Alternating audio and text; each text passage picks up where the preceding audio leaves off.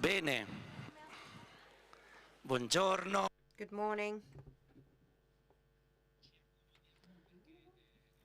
Take your seats, please, because we are streaming live. And of course, we don't want to keep those who are connected waiting.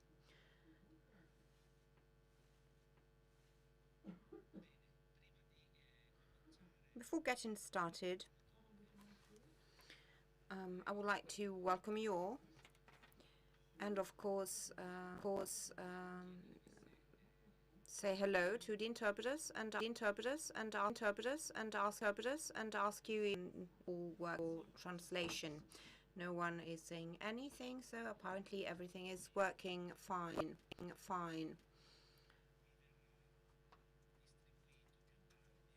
Well, later during the panel, you will be given a piece of paper where you can write your name, last name, first name, last name, country of origin, and your question, and the person you are addressing the question to, in a language that is understandable, of course, because I have to read them out. Japanese, of course, is not one of my spoken languages. So you will be given this piece of paper later. Of course, those who are willing to ask a question or to make a remark. Short questions, short remarks, because we don't have much time.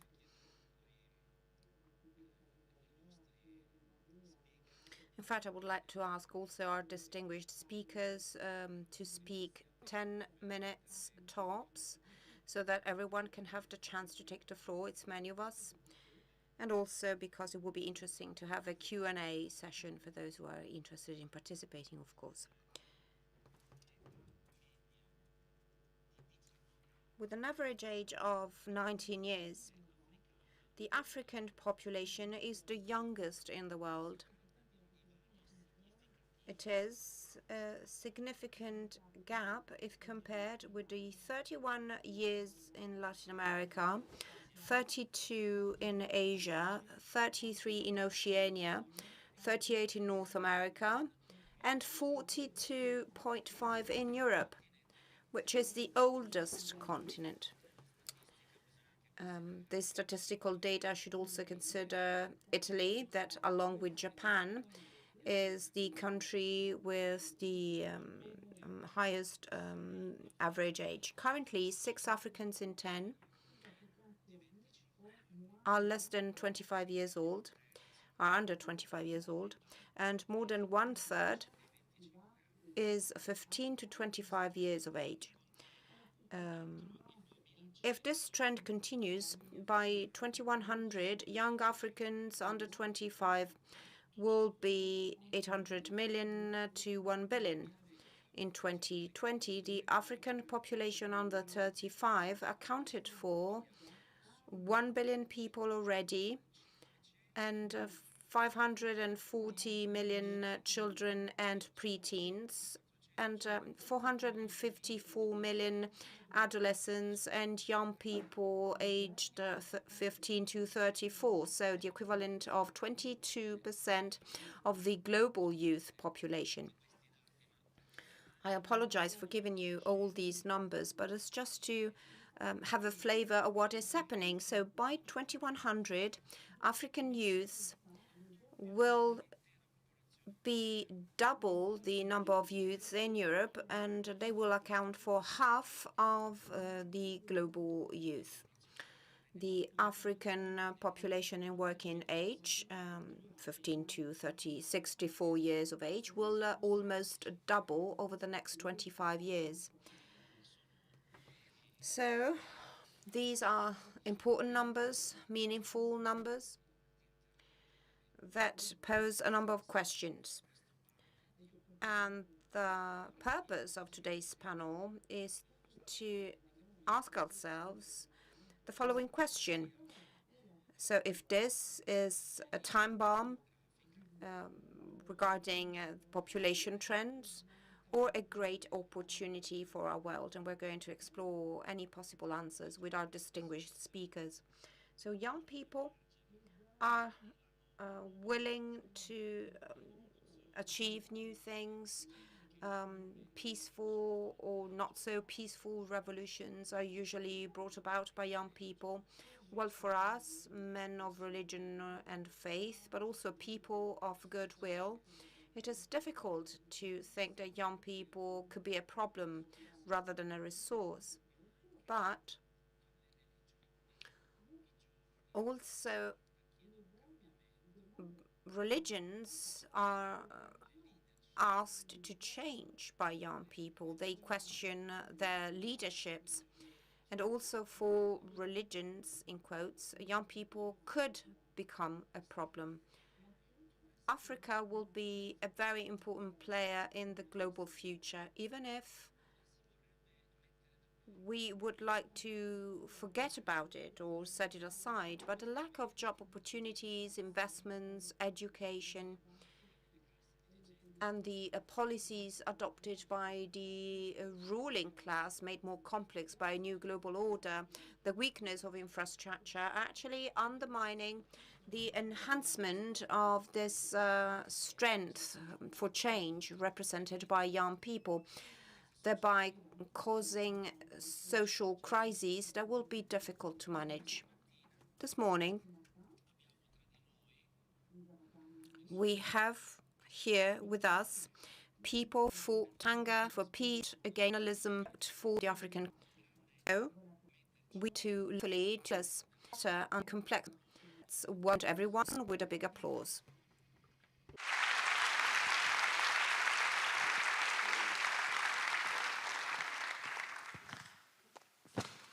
Bene, Very well. Let's get started. With His Eminence, Most Reverend Cardinal Fridolin Ambongo Bezungu, who comes from the Democratic Republic of the Congo. He was born in Boto, in the Diocese of Bolope in the north of the country.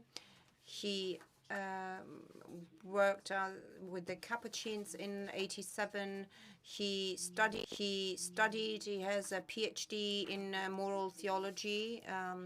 He was appointed bishop for the first time in 2004 by John Paul II, then Archbishop in 2016 by Pope Francis for the diocese on Bandaka Bikoro, and afterwards Archbishop of Kinshasa. He's a man of peace who worked very hard for peace and in his country, and not only there. On the 1st of September 2019, Pope Francis announced that he was made cardinal in the consistory. On the 5th of October, it then became member of the council of the 9 cardinals that were helping Pope Francis in caring for the church, and starting from 2023 has been president of the Symposium of Bishops' Conferences of Africa and Madagascar. Your Eminence, the floor is yours.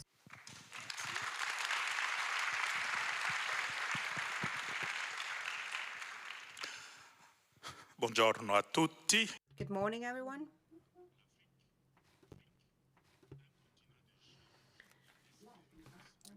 Africa is a continent of peace and hope. Dear organizers, dear participants, ladies and gentlemen, as we just heard, Africa is now the youngest continent in the world. More than 60% of its population is under the age of 25. This piece of data is not simply a demographic indicator because it reveals a profound transformation in African societies. This youth that represent a majority but are at the same time marginalized, embody the vitality, creativity, and resilience of the continent, while bearing the burden of unemployment, poverty, inequality, exile, and violence. In the Democratic Republic of the Congo, so in my country, the situation is even more striking. Nearly 70% of the population is under the age of 24. Is this boom a threat? This is the question that my contribution tries to answer, and everyone's contribution here.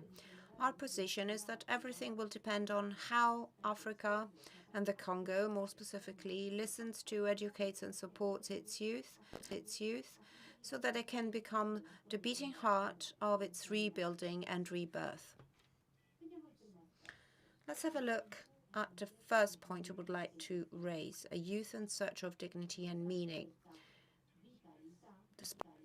Despite this vitality, the majority of youth in Africa, in the Congo, live in extreme precariousness, massive unemployment, limited access to education and healthcare, lack of prospects. In the DRC, in fact, the poverty rate for young people exceeds 85%, and young people struggle to access technical or vocational training in particular. The diplomas and the certificates that are awarded from our universities are defined as diplomas for unemployment. Yes, despite these obstacles, a new generation is emerging, Generation Z. You've seen what's happened in Madagascar.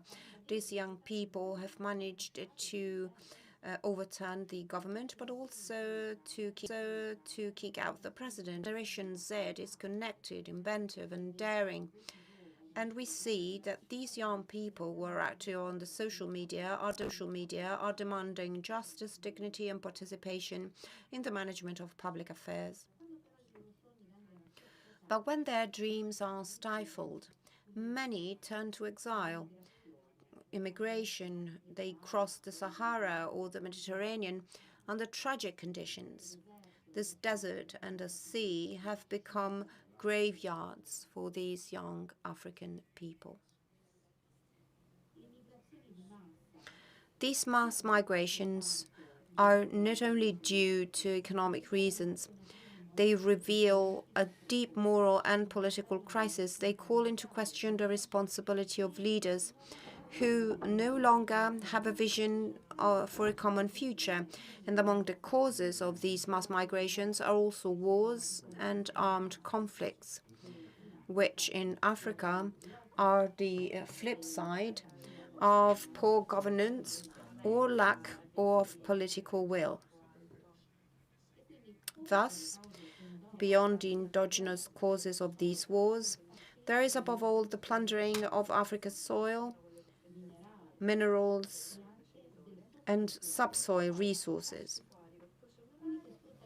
Those who unjustly exploit these resources either support corrupt leaders or fuel tensions.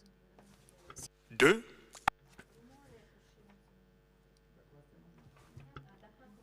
Let's now come to point number 2, prophetic call against economic colonialism.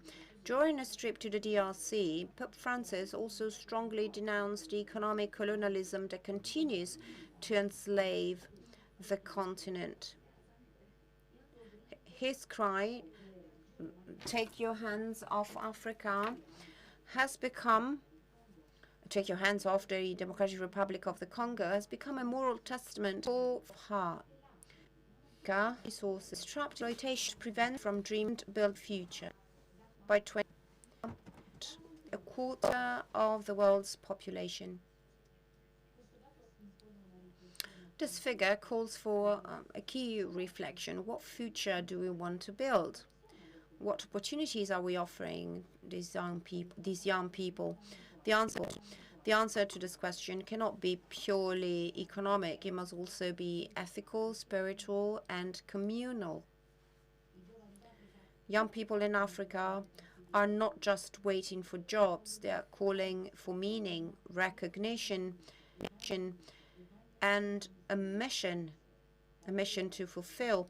The church, civil society, and public institutions must work together to offer these young people the conditions for a dignified and fruitful future.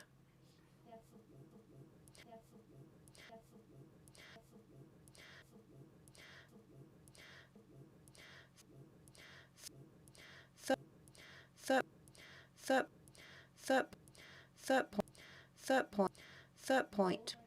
Dreamers and of their Bible. Young Joseph called the dreamer because we are familiar with the twists and turns of Joseph's tragic story and its happy ending in Egypt.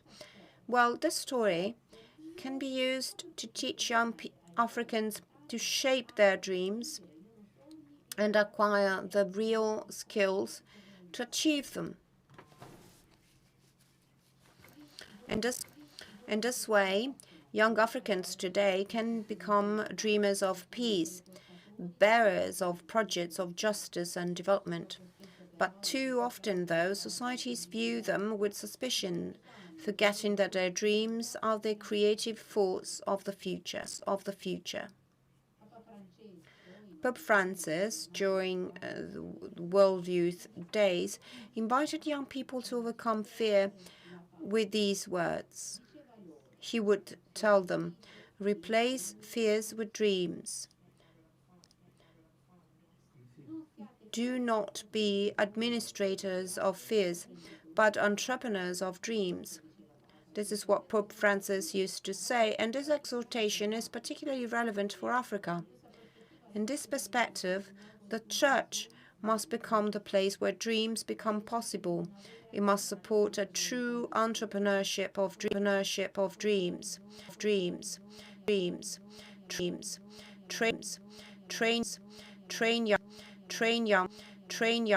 Train young people in responsibility, protect them from illusions, and prepare them to serve the common good. This calls for a significant human and spiritual investment in the education, training, and vocational guidance of young people. Africa, through its youth, is at a historic turning point. It can become a workshop of peace, innovation, and faith if it seals a new educational and spiritual pact inspired by Pope Francis's Global Compact. This pact places the human person at the center of all education and promotes a continental alliance to form responsible, spiritually rooted, and socially committed citizens. Despite the bad news coming from many parts of Africa, we firmly believe that God on our cause, not of the blessed model is planetary. Part of the tiny first flourishing man from the community of Sant'Egidio, who was proclaimed blessed by Pope Leo XIV. Rejecting corruption, he declared, "Do I live for Christ or not? Is it better to die than accept this money?" A martyr for justice and fidelity to the gospel, Floribert bears witness to the fact that holiness is possible today in the heart of Africa.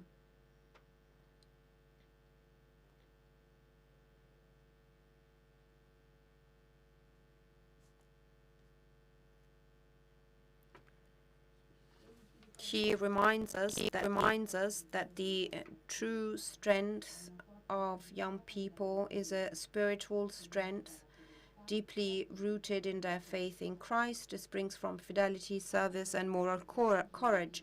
Pope Leo XIV, during the Jubilee of Young People, also said to them, and I quote, "Jesus knows your hearts, your indignation at injustice, your thirst for truth and beauty. Aspire to great things. to holiness wherever you are. Do not settle for less. This invitation still resounds today in the heart of Africa. How many floribets can emerge today in our families, in our schools, in our parishes? These young people are called to be the salt of the earth and the light of the world. Builders of a free and Africa. Conclude, continent is a young continent, but even more so, it is a continent of promise. When these young people walk in the light of Christ, they become prophets of a reconciled and fraternal Africa, capable of offering the world a living witness of peace, justice, and holiness. Thank you. Grazie, grazie.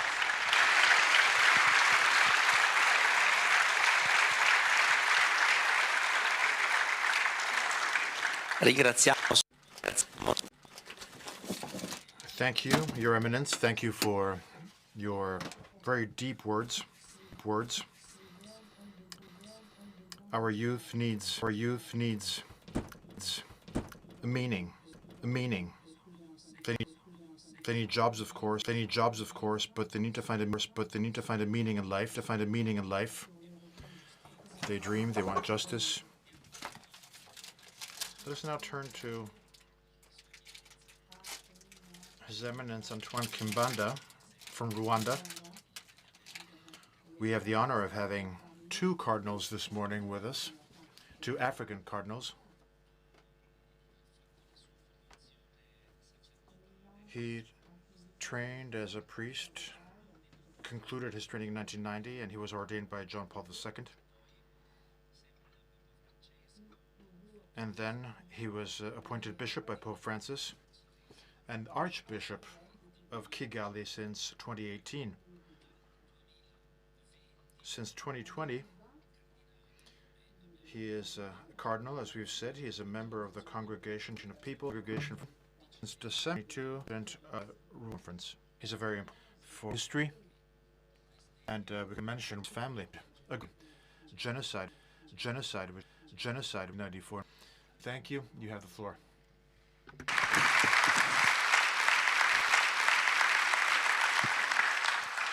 Grazie, Eccellenza. Thank you, Your Excellence.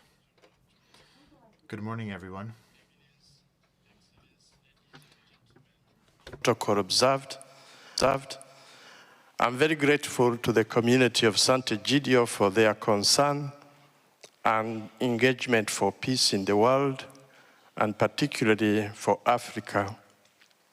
I came to know Sant'Egidio in 1994 during the genocide in Rwanda, organizing prayers for peace here in Rome.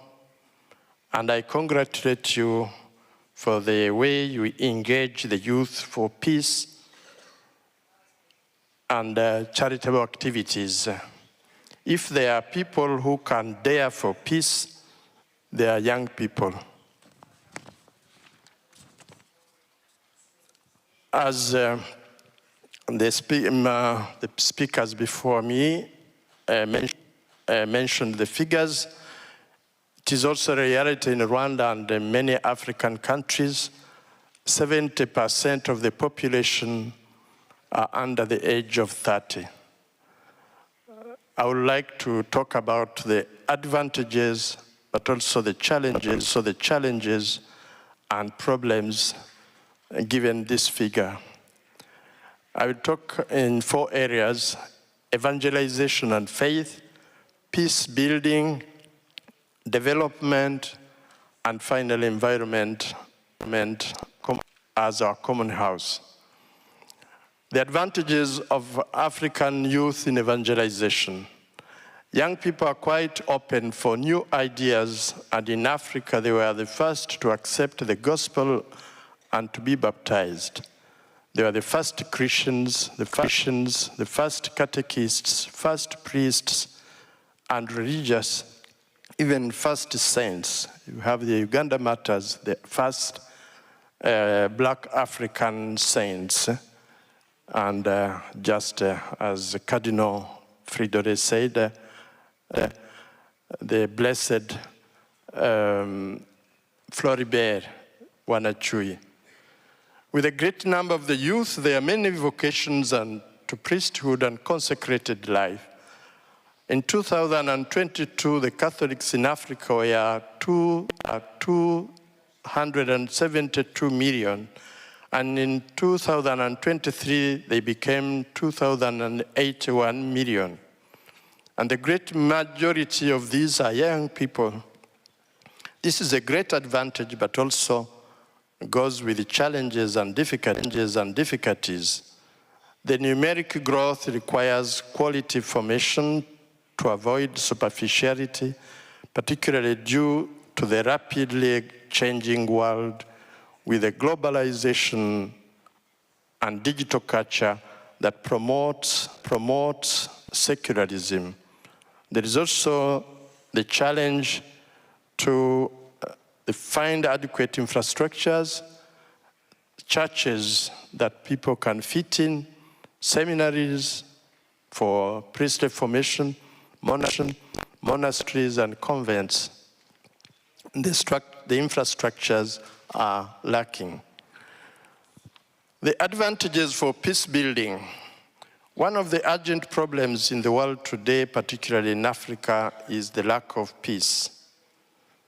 Africa with a great number of young people is a significant advantage for peace building and reconciliation.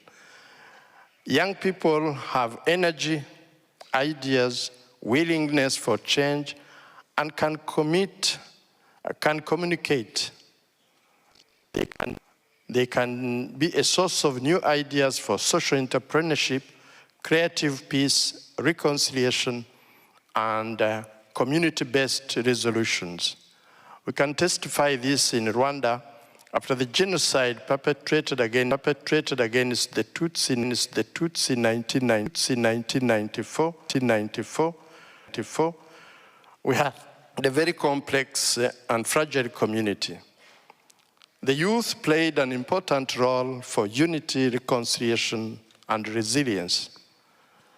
In sharing their story of suffering, they could develop compassion for one another and take a resolution to begin new relations and new society without ethnic divisions and conflicts. In Rwanda, young people who never lived in the tragic history of the genocide, they are now 70% of the Rwandan population. In the path of the young, broad unity path of all the struggles and give for men. Criminally painful for talented young people. Adults can sacrifice talents in ethnic discrimination, and this obstructs development. But young people highly recognize and celebrate talents such as in sports, in music, actors in films and drama, and other talents in the community, irrespective of the origin of the talented young person. With talents, the discrimination is overcome. Young people are often more open to new inter-community and cross-cultural relationships in sports, World Youth Day, youth networks and associations. In Rwanda, the orphans of the genocide formed associations as kind of new families that prevent from feeling loneliness and have a sense of belonging. This prevented them to fall in the abyss of trauma and depression and helped them to attain resilience. Disadvantages in peace building. In many countries in Africa, there is a great number of young people with little formal education, training, and skills Consequently, there is a serious problem of unemployment and underemployment. This can lead to frustration, hopelessness, and vulnerability. They can be easily exploited and ensnared in armed groups or militias of inter-community power struggle. Crimes, drugs, corruption, and reckless life. All this is a threat to the stability and peace of the country. For development, there are advantages in matter of the development with a given high population of the youth. The young population can stimulate economic growth if they are well educated and able to find employment. Studies show that if Africa invests in education, health, and job creation, the income could increase significantly. The talents, creativity, and innovation we see in the youth will make a better world tomorrow, and this gives us hope. African big number of the youth provides a vast growing supply of labor, not only for African continent, but even for the rest of the world. However, this requires a strong investment in education and skills that are crucial to address the mismatch between education and employment needs. The youth empowered with the skills for high growth industries. Now, the disadvantages in development matters. The disadvantages of the great number of the youth in Africa in economic matters are in a way closely related to those in peace building. Economic development is also a way of peace building. Development is another name for peace, as St. Paul VI used to say. With a high number of young people, the problem of unemployment is likely to be a great challenge. It can lead to poverty, social exclusion,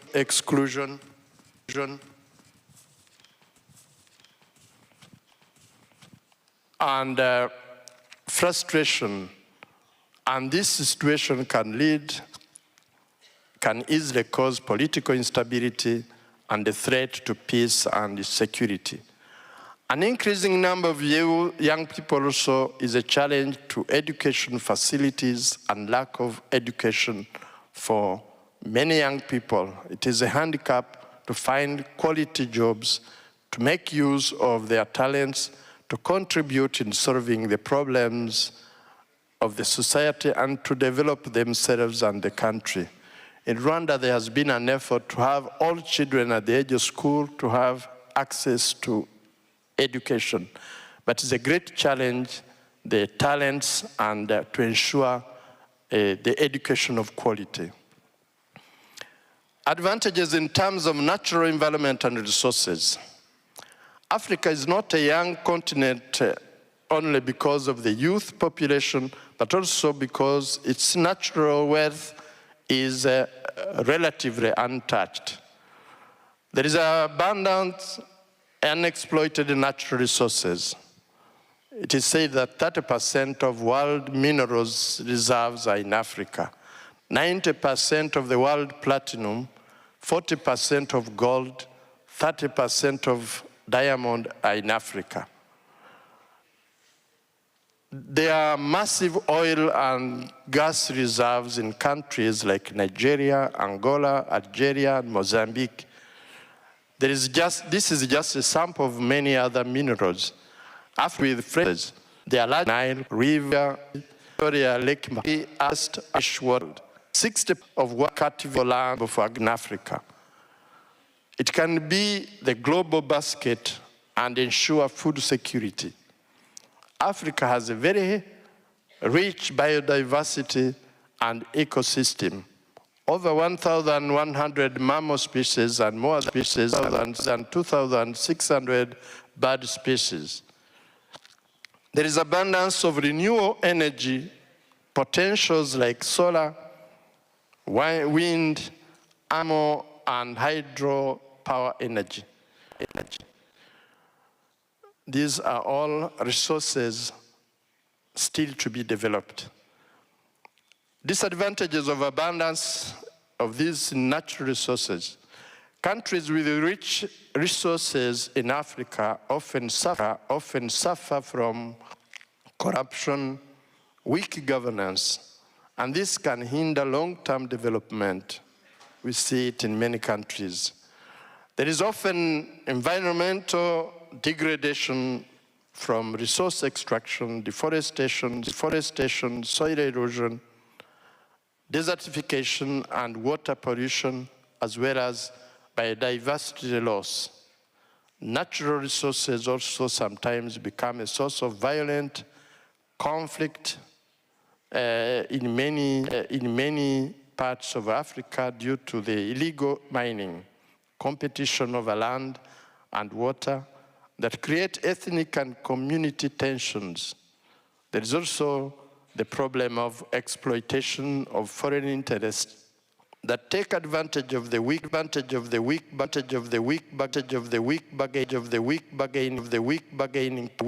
resources, result the contract over extraction, the debts, and loss of control of natural resources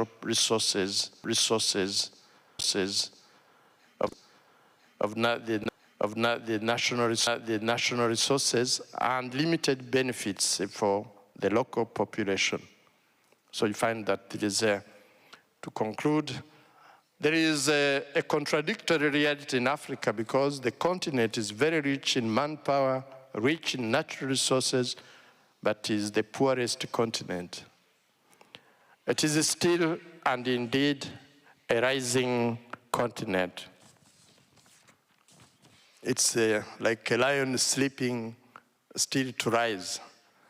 It requires strong governance, transparency, regulatory frameworks to avoid things like corruption and resource curse.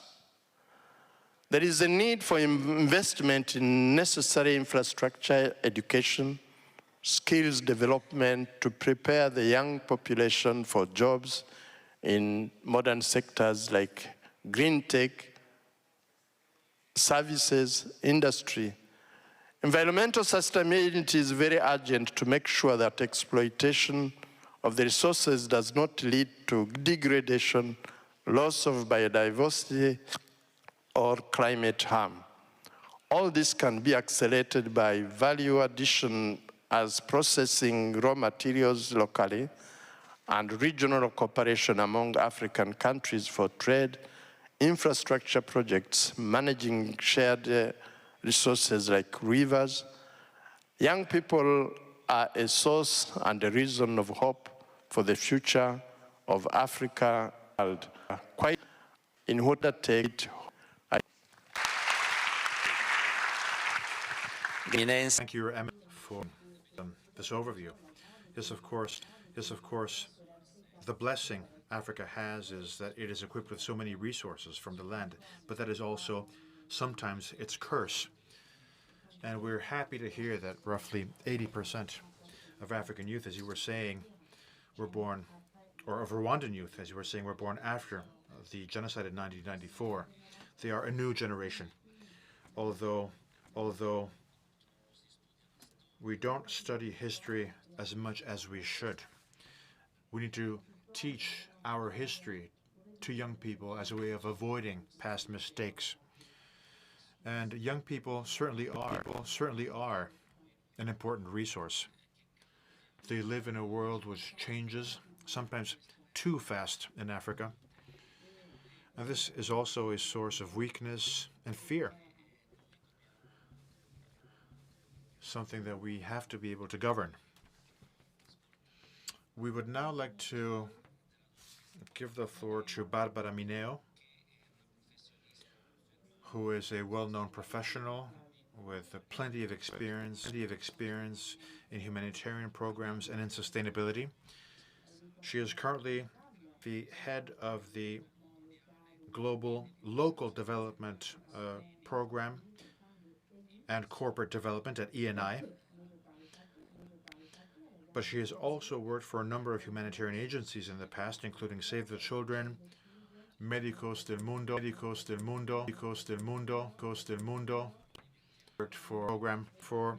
She can certainly contribute with her experience in the sector. Over to you, madam. Cercavo là in fondo. Ecco, So I would like to remind her and everyone that if you want, you can also speak from the podium. Well, no, thank you. I'm fine here. Thank you. Good morning, everyone. I'm very happy to be here with you today. And also to share the contribution to this problem. We are talking about the African continent. We have a deep connection with Africa because we began our business activities precisely there. Our approach, our sustainable approach, as we define it, is based on alliances for development. And alliances for development are one of the fundamental pillars of ENI because they allow for a socially equitable transition and allow us also to counter poverty and energy poverty in particular, because we, of course, are an energy company. How are we doing this? We are doing this through collaboration because we believe, as we have heard a few years ago, then confirmed by the Agenda 2030 and the Sustainable Development Goals and Goal 17 in particular, through partnerships. So we're doing this through partnerships. There was a strong calling to the private sector to contribute to sustainable development at a global level. And so we embarked on this journey, so we embraced this core. And in our strategy based on alliances and development, or local development, whatever you want to call it, we are working in partnerships with national and international organizations, but above all local organizations. So organizations from the local civil society, from local authorities, with the ministries. And this is allowing us to meet the needs, some needs, or at least to contribute to meet some of the needs expressed by the people that are there. Just to give you a flavor of what I mean, this approach of sustainability, strategy, alliances for development and local development is active in 21 countries at a global level, and almost 50% of these countries are African countries. We are investing 90 million euro a year, and 40% are invested in African countries. In 2024, through our projects and activities, we have reached more than 1 million people. More than 50% of them were African people. This is just to provide you with some facts and figures. This is just a drop in the ocean. It is a small contribution that we are giving. But for us, it is important to promote value, to create value, shared value in the regions where we are present, thanks to this approach. We are active in several fields. Depending on the needs defined by the national development plans in agreement with local authorities. So depending on the needs, we have projects to access energy, to improve access to energy. Let's not forget that today access to electricity in Africa, so affordable electricity, is a problem affecting more than 600 million people. So quite a sizable figure. We also work in the field of sanitation, access to water, healthcare, The community of Sant'Egidio is one of the stakeholders we cooperate with, and education. I would like to focus on education because the question of young people is very much connected to education. When we talk about education, we mean the whole educational pathway, so primary school, middle school, high school, and university as well. As our founder taught us, Enrico Mattei, the human capital is the most important capital ever for any country, and we have to look after it. I would like to make 3 examples of 3 different countries. Let's start from the Ivory Coast. A few years ago, we began with our activities in the Ivory Coast.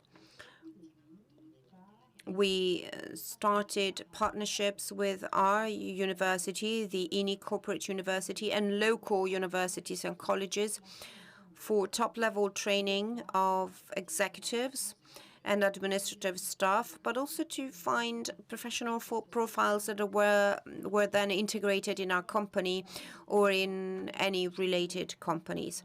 So we offered job opportunities to young people from the Ivory Coast. On top of this, we have promoted a primary educational project as requested by the Minister of Education, who was willing to invest on this. And this was done along with local task force and sectors and reached students. These schools, because the people allow them opportunity in the education tool. We promoted projects that were more oriented towards vocational training. 3 in particular. A project with an international organization and Iveco, the group, aimed at access to energy and automotive sector. It was addressed to vulnerable young people from the northern part of the country that were exposed to the phenomenon of migration. So we gave them the opportunity to attend internships in some of the companies that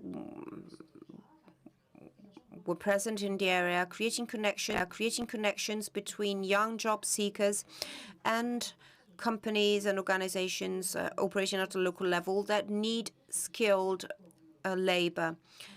Another project that we have recently launched is in cooperation with a vocational training institute whose aim is that of training 180 young people in ICTs, so digital and technology, because this is one of the sectors that is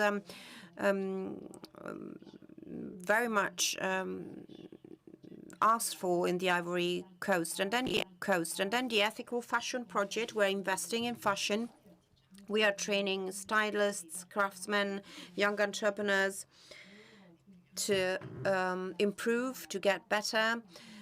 So these are some examples through which we try to give an answer to the needs of young population, of young people where we are present. I guess I have 5 minutes left, but I would like to make another example from Mozambique.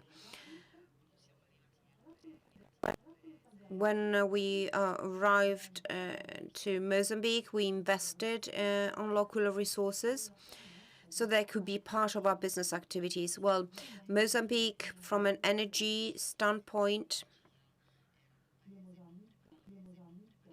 was not prepared as a country because they don't have a tradition like the Ivory Coast when it comes to the industrial sector. So we had to train many young people that also followed training courses in Italy and were then integrated in our offices, whether hired by us or by energy companies that cooperate with us or that were established in the countries where we are active. So we engaged the local population and talented young people in particular. For many years, we've had educational projects in place with the Cabo Delgado province, So from preschool to primary school and secondary school in particular.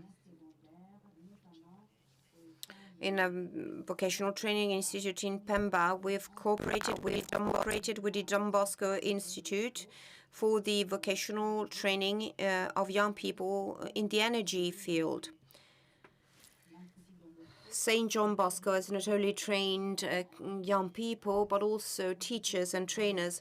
And we know that the training activities promoted by John Don Bosco St. John Bosco is very much acknowledged there. We also cooperate for clean cooking purposes, so to improve the stoves of local people manufactured locally. We distributed more than 61,000 in the surroundings of Maputo. And I would also like to mention the cooperation with Sant'Egidio through the Dream Center. We've had several opportunities to cooperate with Sant'Egidio. In particular, I would like to quote the latest cooperation project for the prevention of cervical cancer. So we improved screening activities for this problem, which affects many women in Mozambique. So women, future mothers, and future young people that might have other opportunities if they manage to get out of this problem. So I will stop here. I'm sure we have other examples of other countries, but I hope we're going to have a to elaborate a bit more on this. Thank you very much.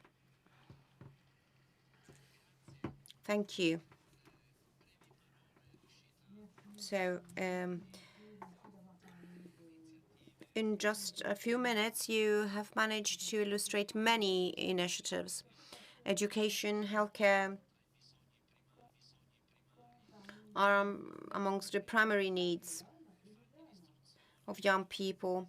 In fact, education is a great desire of young Africans. They want to study. They want to be educated. Of course, an educated young person may become dangerous because they call for change, they call for new prospects. So thank you for what you're doing.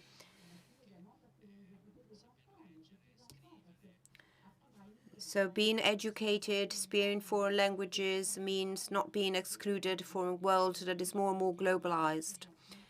So the best must stay and have prospects in their country rather than being forced to look for them elsewhere. Thank you. So, talking about young people, I would like to go to Nelson Moda, maybe not so young anymore. How old are you? 40? 41. 41. An almost young person, almost young man, but already vice president of the community of Sant'Egidio.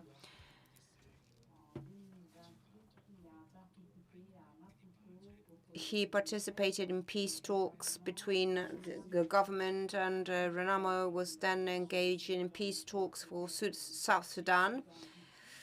Is a PR, is a teacher. The public is a teacher at the University of Mozambique. He wrote a number of papers and books, Voices of Peace in Mozambique, about civil war that lasted 16 years. Mozambico e provincia. He taught about journey people dependent. Valued a well country for peace of manners in the entire country. So it's a great pleasure to give the floor to him. Grazie. Grazie. Thank you. Africa's history is marked by a constant struggle for human dignity. for self-determination and independence. The continent has resisted and freed itself from the evil of colonialism. It went through civil conflicts, and it made major steps forward towards the building of democratic states and the rule of law. Over time, however, it has also experienced eras dominated by authoritarian regimes and dictatorships. And these forms of authoritarianism, despite the widespread democratic ideal of the democratic era, haven't entirely disappeared. In fact, they are present in certain countries and in certain political parties. Africa has changed, and it continues to change.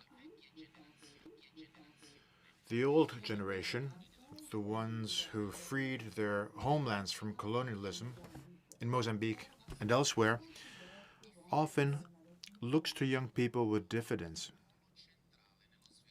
denying a key role for them in the development of the continent. Although by 2030, young Africans will be 42% of all of the world's young people. They want to be recognized as players of change and no longer seen as stand-ins who only participate during electoral campaigns. Young people, when abandoned, seem to pay the price of the efforts made by the generations who freed Africa from colonialism. For many African leaders, speaking of young people is almost a threat to their power, when in fact they should be recognized as being a fundamental resource for progress.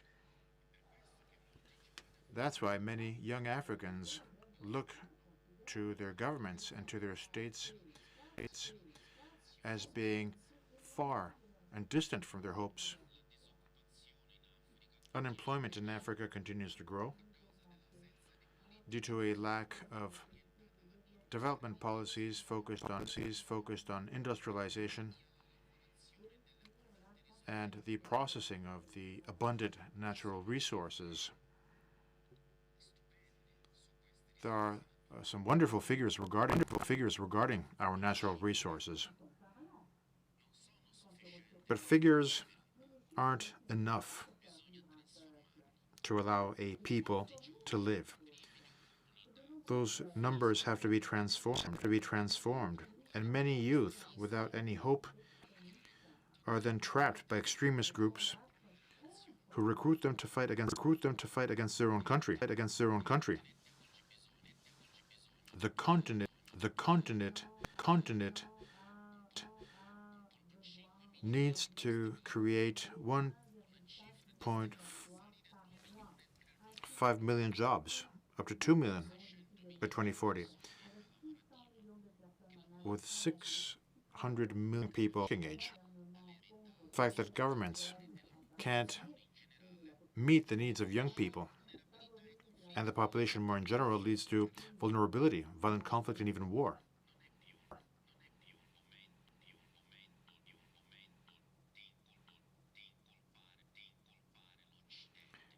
It is no longer the time to blame the West. Enough with that. The lack of social justice, which could be by a fair distribution of our abundant natural resources, along with electoral fraud, corruption, and the impunity of leaders, is one of the main reasons for lack and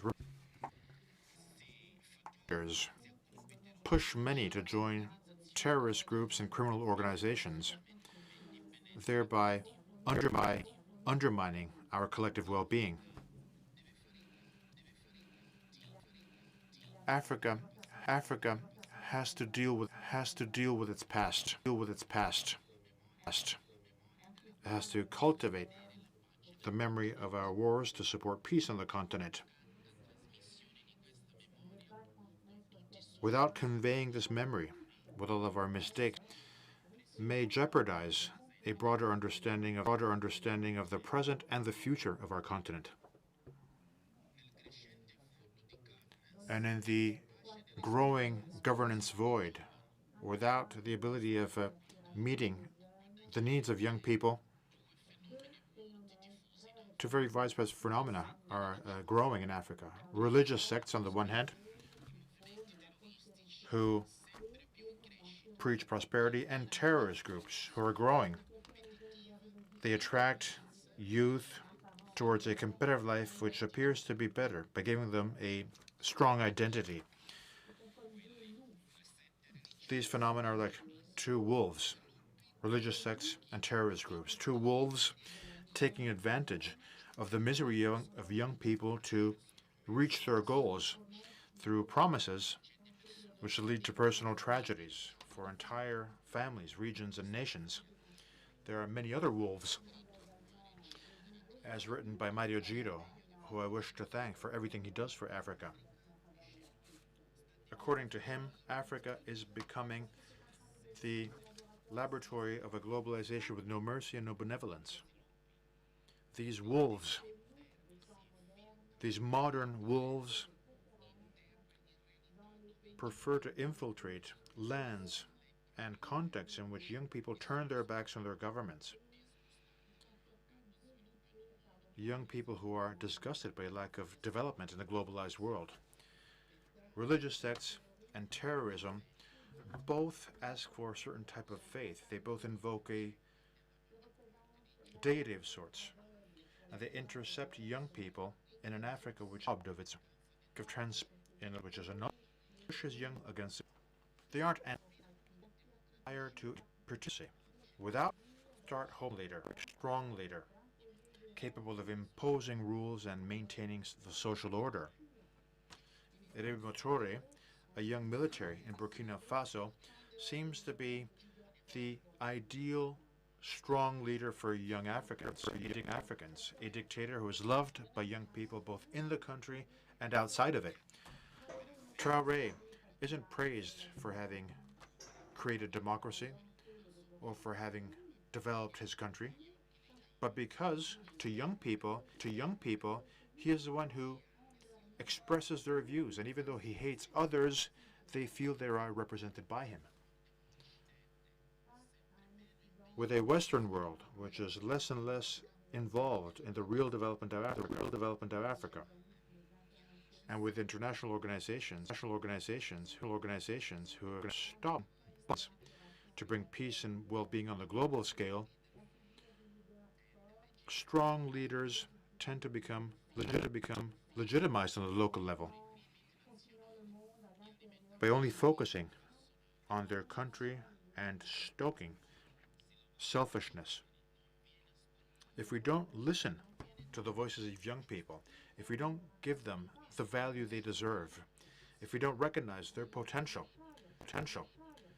and their right to benefit from the resources their land has to offer, unfortunately, and despite the progress made in the past on the topic of peace, Africa will continue to be a place for violence and war. Therefore, we have the urgent need to create a pact with young Africans. Youth and women don't only want parliamentary seats. They don't only want parliamentary representation or to be represented in debate fora or in governments. They themselves want to become leaders. And Mozambique has a painful history of civil war caused by, among other things, the exclusion of a group of Mozambicans from the country's development. We obtained peace in 1992, and I want to thank the community of Sant'Egidio for saving not just the ones who were fighting, but for saving an entire generation. One of the longest and most violent civil wars that the African continent ever experienced in its history, with the roughly 2 million victims, the entire destruction of social and economic infrastructure, millions of displaced men and women. It was a war which showed up to what extent the evil can turn one man on his brother and on his brother. We had to have a dialogue so that we could mutually recognize ourselves and to promote universal brotherhood. This message was conveyed to all young Africans, not just young Mozambicans. And this can help curb the illusion that we can find solutions through weapons and violence. But we also have to offer an alternative to young people vis-a-vis failed oppressive and totalitarian governments so that their dreams can be achieved. Conflicts in Africa, especially the ones which involve young people, are for the most part caused by local factors. Sant'Egidio feels that these problems are linked to poverty, to low salaries, to how impossible it is to have access to formal jobs or to natural resources, to land. They're caused by social exclusion and the relations between clans and generation. And therefore, if we want to build peace in Africa, we have to focus on guaranteeing justice. Nowhere in the world can there be peace without justice. When justice and peace don't go hand in hand, the efforts to obtain harmony and cohesion are vain.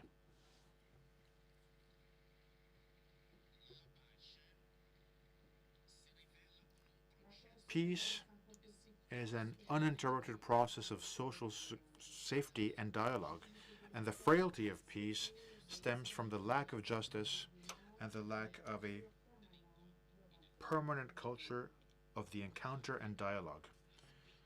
For Africa, the biggest challenge lies in achieving this triad: good governance, young people, and democracy. These are elements which cannot be separated from the efforts to obtain stability and peace.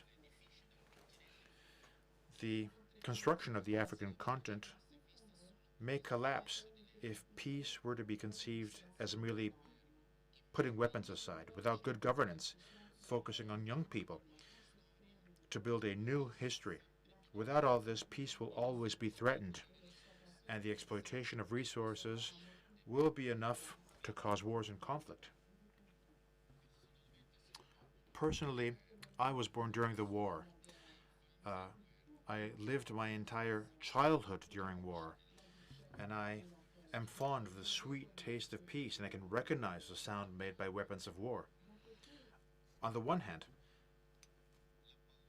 I do remember the fear, the insecurity, the uncertainty regarding the future, but on the other, I can also explain very well what the concept of peace is through the dictionary of life, through my personal experience of how joyful we were when a new country, a new peaceful Mozambique was created. Young Africans are and must be the continent's protagonists. If we ignore their presence, if we turn their desires and hopes into something irrelevant, isn't wise. It's as if we were building a building without its foundations. The presence of natural resources in Africa, which are exploited for the most part by multinationals, without profit being reinvested in local development, and which often only benefit the government elites, with the complicity of so many. Young Africans are aware that the lack of adequate medical services, the lack of medicine, the insufficient amount of schools and universities, the weakening and destruction of infrastructure are for the most part due to corruption. At this point, in third icon or painting is a model we wanted types of government. Corruption and so a betrayal towards our youth. It's a way of betraying our people and their desire to live in dignity as elsewhere in the world. And the protests of young Africans nowadays have a violent face. Freedom and the exercise of freedom still are defective. We need a culture that can foster dialogue, respecting our differences, which respects political and religious tolerance, with a society that leaves no one behind, which can share resources and dreams. Without this kind of democratic culture, even the best legislation becomes mere slogans. Justice and the effectiveness of democracy and the priority given to young people in Africa are the essential condition to create an effective Africa. The exclusion of young people from Africa's development agenda will hinder growth, it will promote undesired violence, and it will condition the full achievement of human rights. A continent with a population which is for the most part young should be a source of pride. It shouldn't be perceived as a threat. It should be seen as an opportunity. Natural resources can disappear, although what cannot disappear is our biggest asset, our young people. In conclusion, I believe that the African continent, with its young people, is experiencing an emergency due to the clash between generations, which makes the continent unrecognizable. This phenomenon is a global one because young people all over the world are separated by borders or by oceans.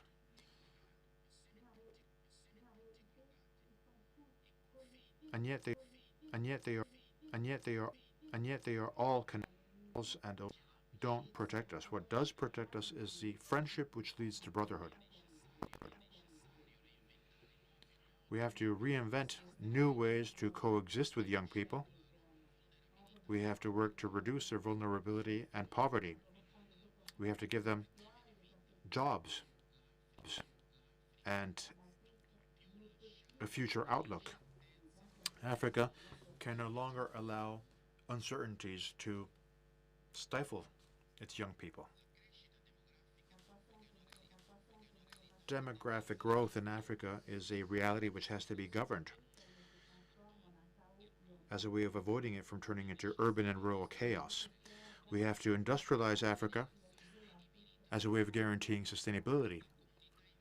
The international community can play a crucial role in convincing young Africans to accept a social contract. They shouldn't be passive spectators of the export of their continent's natural resources, leaving nothing for them. The exercise of democracy and its norms should no longer be a reason for conflict, because they can become fatal and unsustainable. We have to contribute to the improvement of our electoral processes, making them more transparent. This will not only improve democracy in Africa,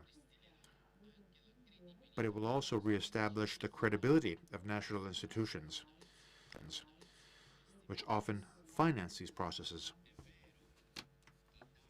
It is true that data and statistics clearly show that Africa is an emerging continent.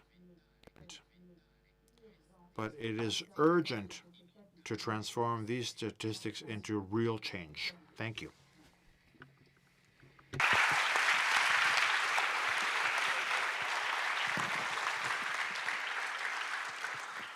Grazie.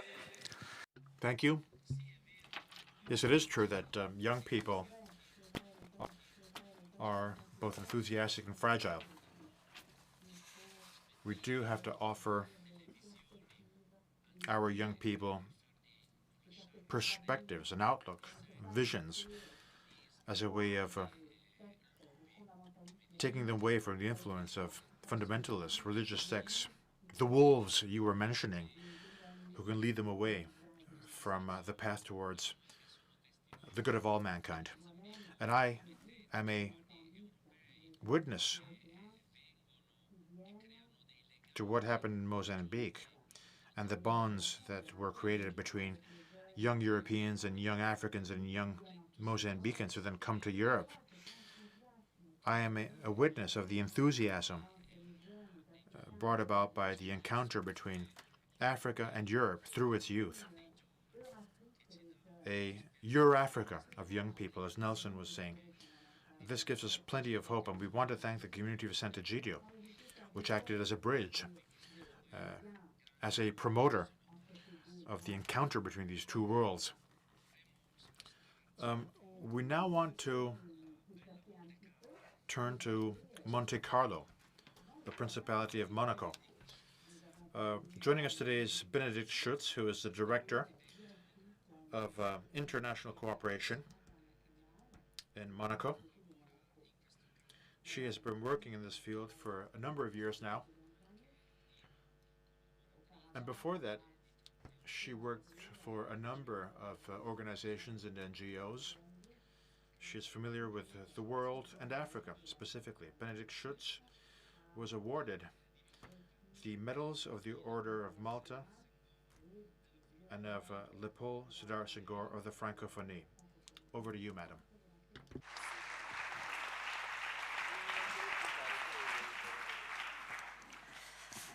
Alors bonjour à tous, un grand merci à la... Good morning, everyone. Well, first of all, I would like to thank the community of Sant'Egidio. Thank you for welcoming us here today. Thank you, truly. Thank you for your tireless presence by the side of the most vulnerable people, in particular in Africa.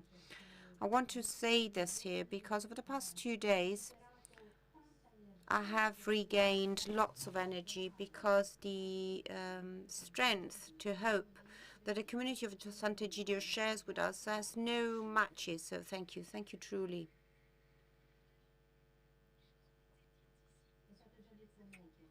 A lot has been said this morning on young Africans and all the obstacles that they have to overcome, all the threats that weigh on them. But we also heard about the opportunities that they have, and that they represent. They are not a risk to manage, but they are an opportunity to take. And we must not talk about the African youth, but the African youths, because there's heterogeneity in this field, and this must be considered. This vital force is a force that must face many obstacles. Many hurdles must be overcome because there are very few bridges. But notwithstanding all this, the dangers, the conflict, problem, care, and in every young people, I believe I hear all African very well. Miracle, millions that are 30 years. But all they city they can protect the planet, help their communities, they can start companies, so they can do all of this despite everything they have to come to terms with. And this is heroic, and I want to say that. And we don't say this enough. So congrats to all of you.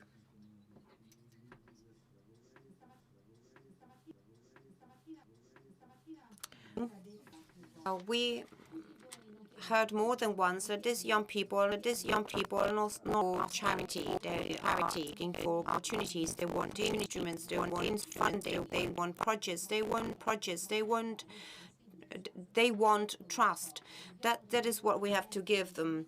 So we have to give them the instruments to do these things, because one day they will ask their countries and they will ask everyone to tell them what's really happened. They're doing this with the Generation Z. And I don't know if you have noticed one thing. In all these revolutions that have happened, it is not as it was at the time of the revolution of May 68 in France. So young people are asking for more freedom, of less authority. They're asking for work. They're asking for hospitals. They're asking for schools, electricity, water, as it happens in Madagascar. They're asking for the necessary tools to be integrated in society. And it's incredible to see that there are young people today that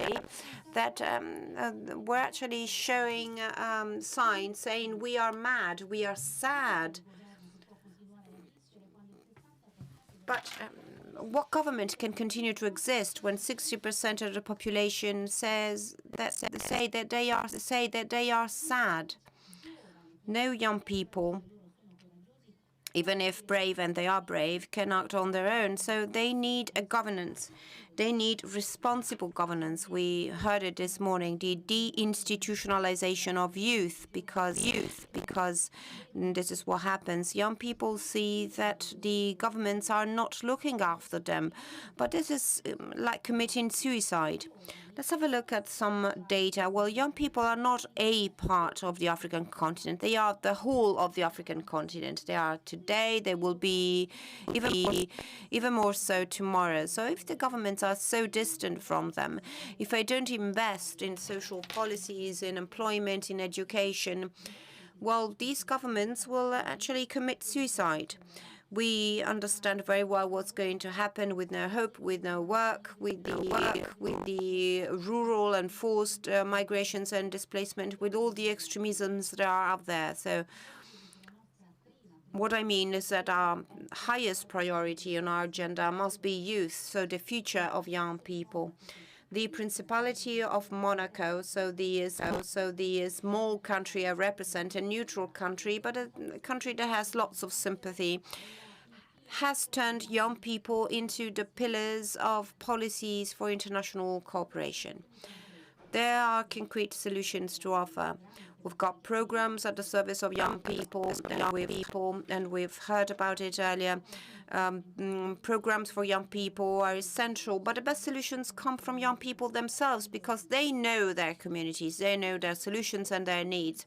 So we have to invest way more in the organizations created by young people in civil society. They are everywhere. There are platforms, even in the smallest villages. There are many initiatives. So let's turn to them. Let's turn to civil society locally, to young people. Let's offer them scholarships or pre-funded projects, but let's entrust them to young people, because they have to be able to fulfill them as they like. We don't have to be too strict or too rigid in this regard. We have to fund new programs. For example, we also have to distribute visas when necessary. We must not be afraid of welcoming them. We have to offer funding, small or big, depending on what young people might need. There are many concrete initiatives we might take. In Madagascar, there's a project called Young Leaders. It is promoted by local youth, and it is a project engaging dozens of thousands of young people that go to high school, that cooperate with kids from middle school. For example, they focus on the prevention of domestic violence, or they work for peace or prevention in a medical sense, so for healthcare.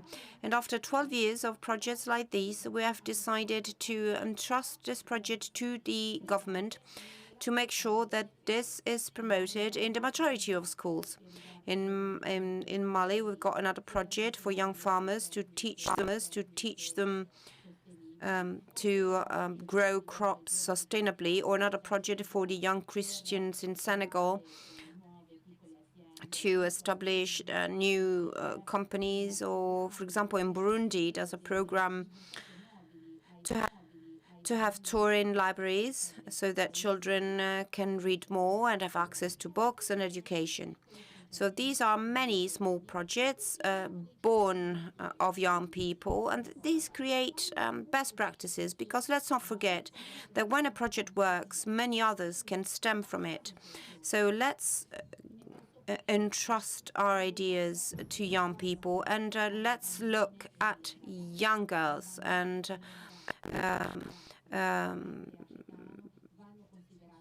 they have to be considered very carefully. 2 young girls in 5 in Africa get pregnant before turning 18. 3 in 5 don't go to school. 1/4 of the female population in Maghreb or in the Mediterranean countries can't access the labor market. What country, what nation might think of growing or developing or even existing without relying on half of their population, so without women. Who could ever think of doing that? What country might ever think of developing without young women and young girls?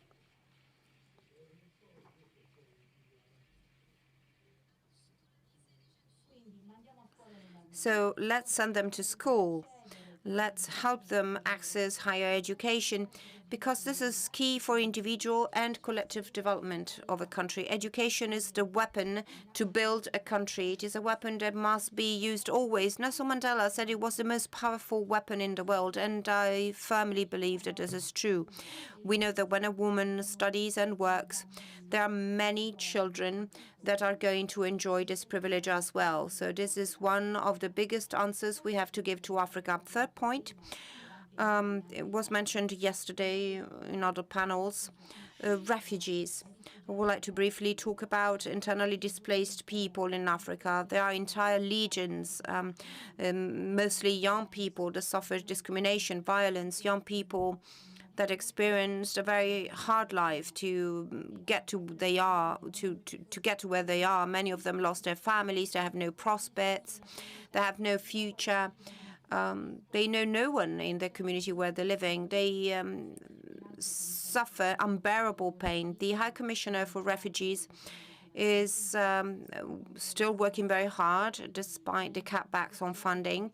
They have a very well-designed program to support young refugees, these young people that have gone through terrible experiences. They can access employment and they can dignify. Let's not refugees suffering a lot. If bracket about young farmers, because it's millions. How can we forget about them? How can we forget about the fact that young farmers in Africa represent the food sovereignty of tomorrow, because they will be the one to feed our countries, your countries, that they will be the ones to protect the environment, to feed the generations of tomorrow. They are facing climate change, they are facing wars and conflicts, and they can still manage. They can still grow their crops despite all these difficulties. We have to help them. We have to support them. We have to focus on them. We have to give them the opportunity to be owners of their land. We have to give them the necessary instruments to grow their crops, help them access the markets. That's a problem that we have in Europe as well. We have to help them earn a dignified income. So protecting farmers is essential, because farming is the best and most useful profession in the world. There are millions of people in the world that don't eat enough. So we must help young farmers in the countryside, young farmers, both men and women. In Africa, 80% of women, not always young women, are working in the fields. They feed their communities. But they can access only 5% of arable land, and that's a problem to solve as well. Well, all these points, all these questions cannot be addressed only by governments, only by young people, only by communities, despite the fact that we are very brave. So everything can work through partnerships, through cooperation, engaging everyone. And in Principality of Monaco, we really trust the community of Sant'Egidio that has the ability to build a connection between all these players. You can treat everyone as equals with the same respect. So I would like to take the opportunity to thank you once again. We all share these principles. If we're here, of course, we are all convinced, in fact, that no economic or political progress makes sense unless it is accompanied by redistribution and dialogue. There's no peace without justice. It was said more than once. Materialistic development only, as His Eminence said, will end up destroying a country. Young Africans, among other things, know this very well. So development must be based on spirituality as well, because we must not forget about the soul of these young people. There are no just projects for a society if these exclude young people, or if they leave young people hopeless. Nothing is going to work with our hopeless youth. So we all share this huge responsibility, a responsibility that is weighing on our shoulders. We have to invest on young people, which means investing for peace, investing for the future of mankind, of the mankind of tomorrow. It means investing for our souls. We have all been children and young people. You know, the worst dictator on earth has been a child. Was a child once. So that's the only point that we have in common. Even the worst dictator has children. So let's talk about their children. And nothing is more important in human beings than their children. So we can't accept to have governments that abandon their children.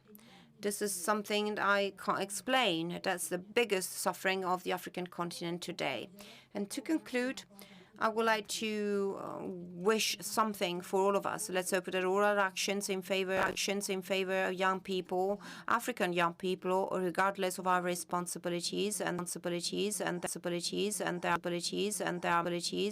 responsibilities. Well, let's in favor, but always just fruitful in the light of the world that we want for them and that they deserve. Thank you very much. Thank you very much.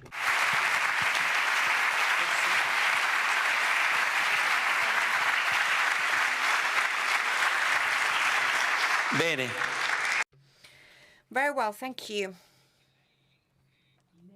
Thank you, because with passion you have talked about this heroism of young people and young women in Africa. And this is a sad note. So makes us mad that young people have to conquer their future and that women have to suffer so much to be mothers of children that want and deserve a future. So we have to work much harder on this. Before giving the floor to the next speaker, I would like to welcome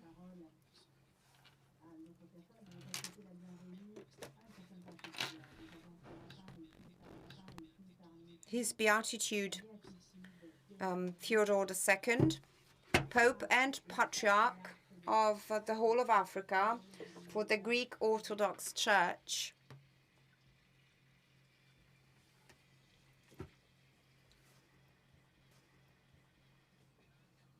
It's a great honor to have him here,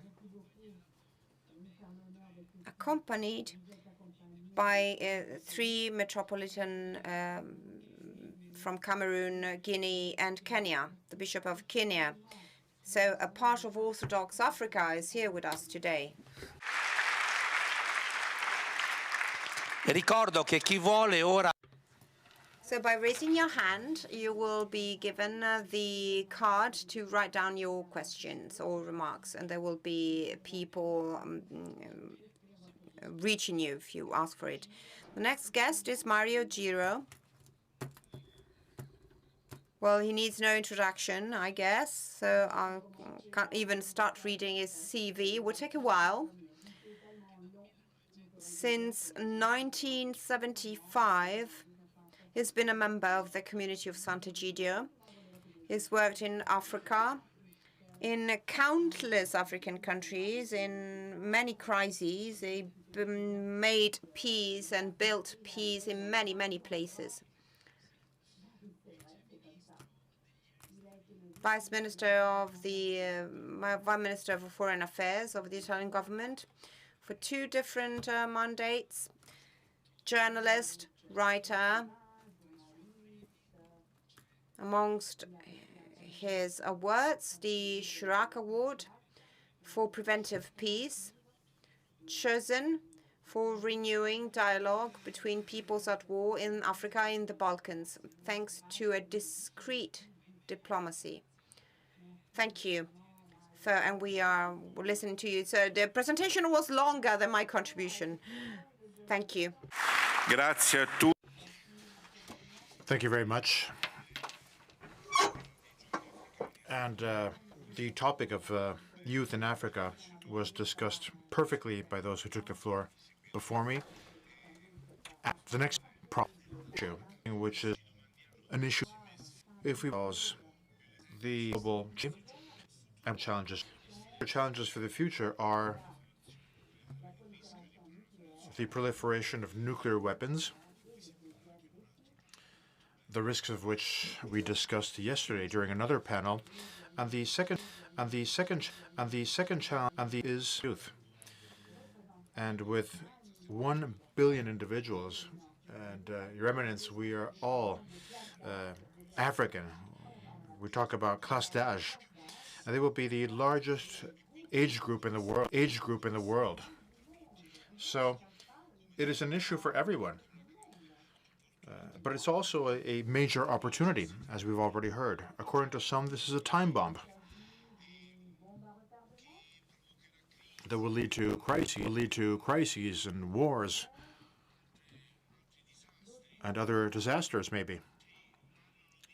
Others still refer to it as a youthquake, an earthquake caused by young people. And they are concerned with this huge mass of young people as job start. These young people aren't loved, especially by their governors who fear them, who think they are subversives.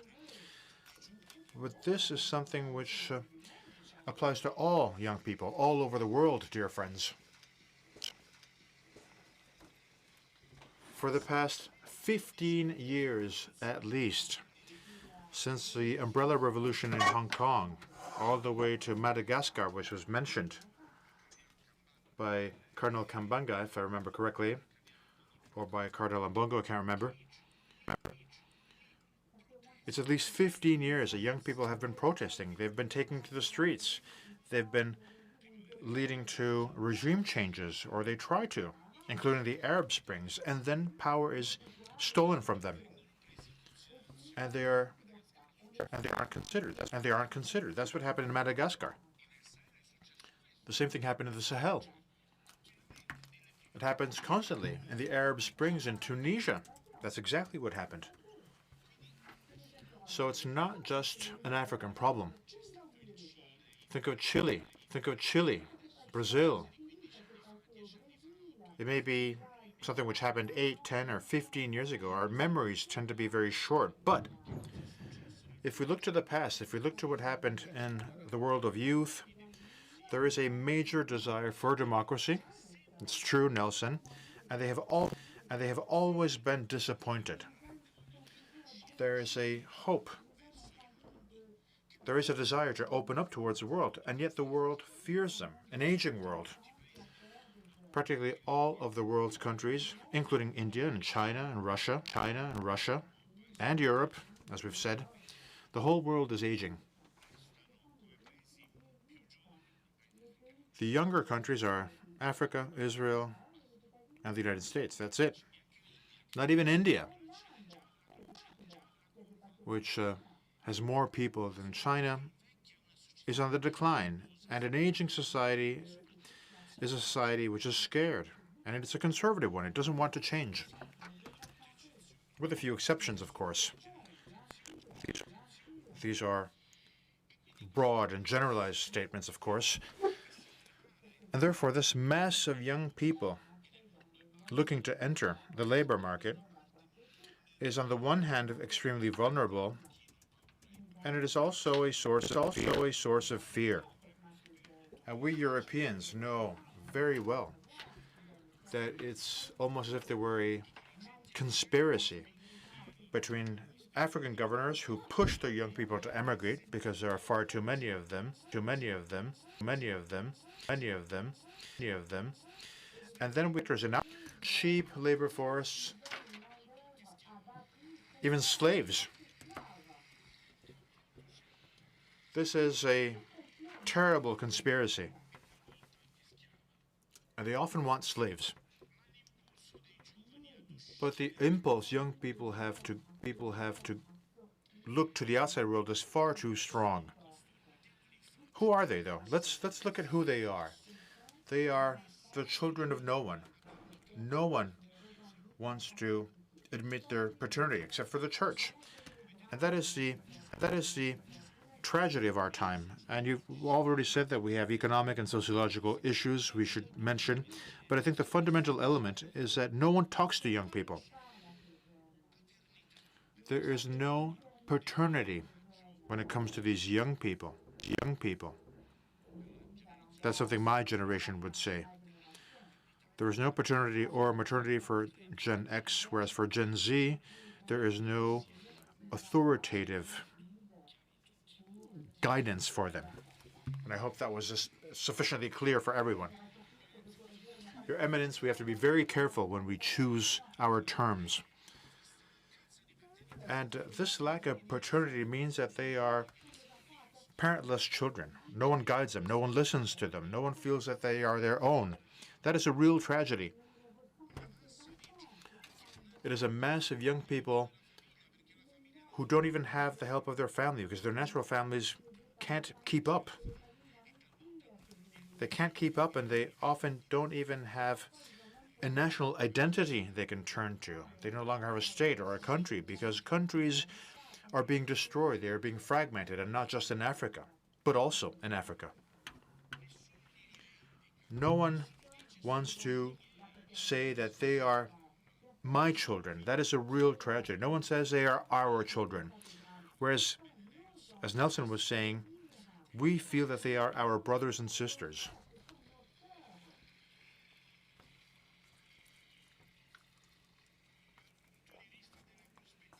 And as far as their future outlook is concerned, as far as their future lives are concerned, we can describe them as children of the void. The void in our souls brought about by a globalization which promises everything without really offering anything.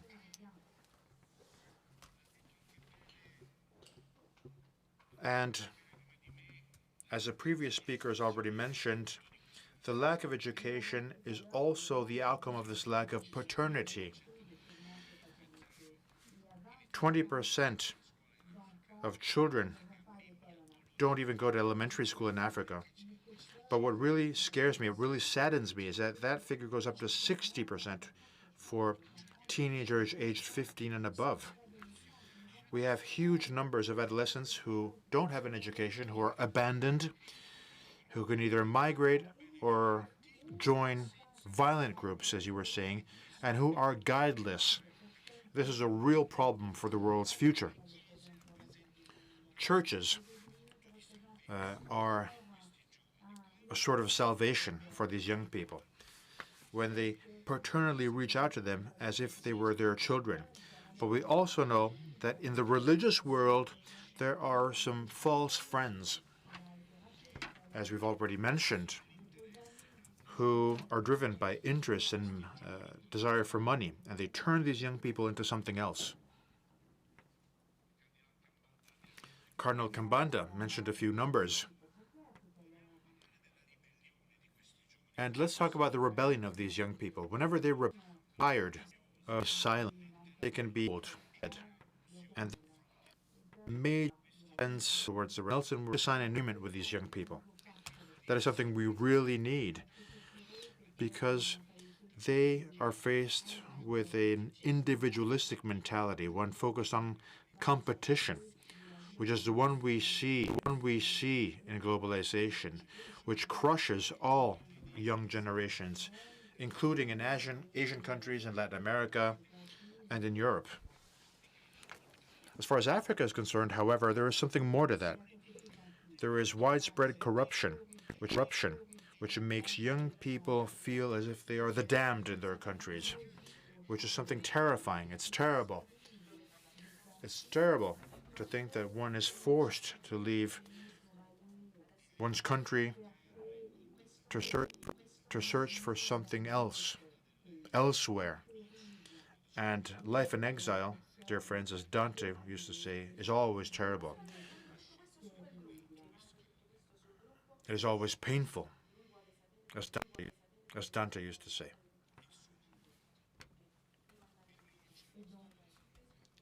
Which brings us to the story of Floribert, which is an important story. It is true that he resisted corruption, but he was also thinking big. He thought there was a future in Africa, in Goma, despite war, despite division, in which no one recognizes each other as brothers and sisters. We know how difficult it is. How many armed militias are there in Kivu, Your Eminence? 200? We don't even know how many there are. This is the outcome of the privatization of war, because globalization privatizes everything, not just healthcare or the school system, through a mentality driven by competition. It also privatizes violence and war. We often refer to militias, contractors, mercenaries, the Wagner Group, but it's not just something which has an impact on single countries. The Wagner Group is an independent body present throughout Africa. Everything has been privatized. Now, Floribert wants to resist evil through our words, through language. We've been praying and speaking over the past 3 days. We pray and we speak. Although a world driven by materialism thinks that language and prayer is worthless. But we believe that speaking to one another and speaking to God is everything. And that's what Floribert believed. He wanted to resist evil through good by using the poor weapon of prayer. Resistance is the spirit which brings us here together. Everyone. Religious leaders, people of faith, non-believers, laymen and women who believe in the future of the world, who believe in culture.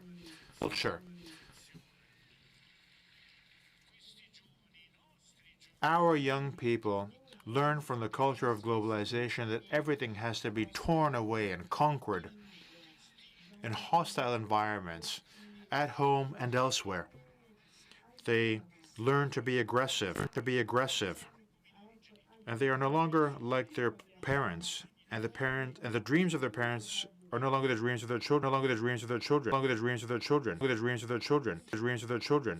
We are this impressive and which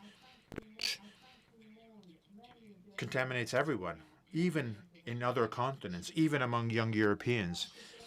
And this translates into, we can only save ourselves. It is a struggle for survival, which represents a mentality which is constantly influenced by religious texts which offer the theory of prosperity, as we've already heard. And that, too, is a form of privatization. The issue of individual salvation for young people and for young Africans, more specifically, is linked to the refusal of our past, both the traditional past for Africa, or the colonial past, of course, but also the post-colonial past. And it leads to the refusal of their failed leaders who did not want to listen to them. And then it also leads to the refusal of foreigners. Young Africans see themselves as being alone, and they increasingly ask for their human right to have access to the rest of the world, to find their place. In fact, we should offer Nelson's triad to them. And this is where the rupture takes place. A rupture we see in the Sahel, for instance, a rupture towards France. But dear friends, this rupture is sentimental, it is deep. It is a fracture from oneself and with oneself, with one's land, which is seen as a stepmother they would want to love. pushing Europeans away from the Sahel is also linked to a desperate desire to love one's land once again, to find one's homeland again, to feel it is ours.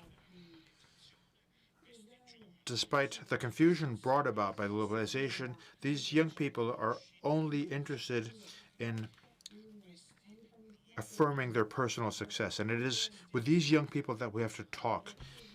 It is with these young people that we have to sign an agreement with. This young generation, which is a part of our family, is the one we have to turn to. Because, as the community of Sant'Egidio says, we have to be a family of families, and we have to be a family for those who don't have families. Thank you.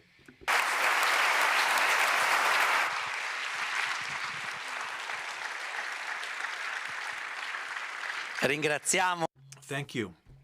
Thank you, Mario Giro, because his passion stems from a deep culture, and culture can be very helpful for so many of us.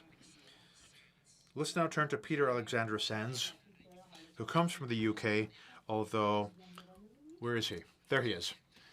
He has a very interesting background because he lived in Malaysia, in Singapore, as a child. He then studied in Harvard.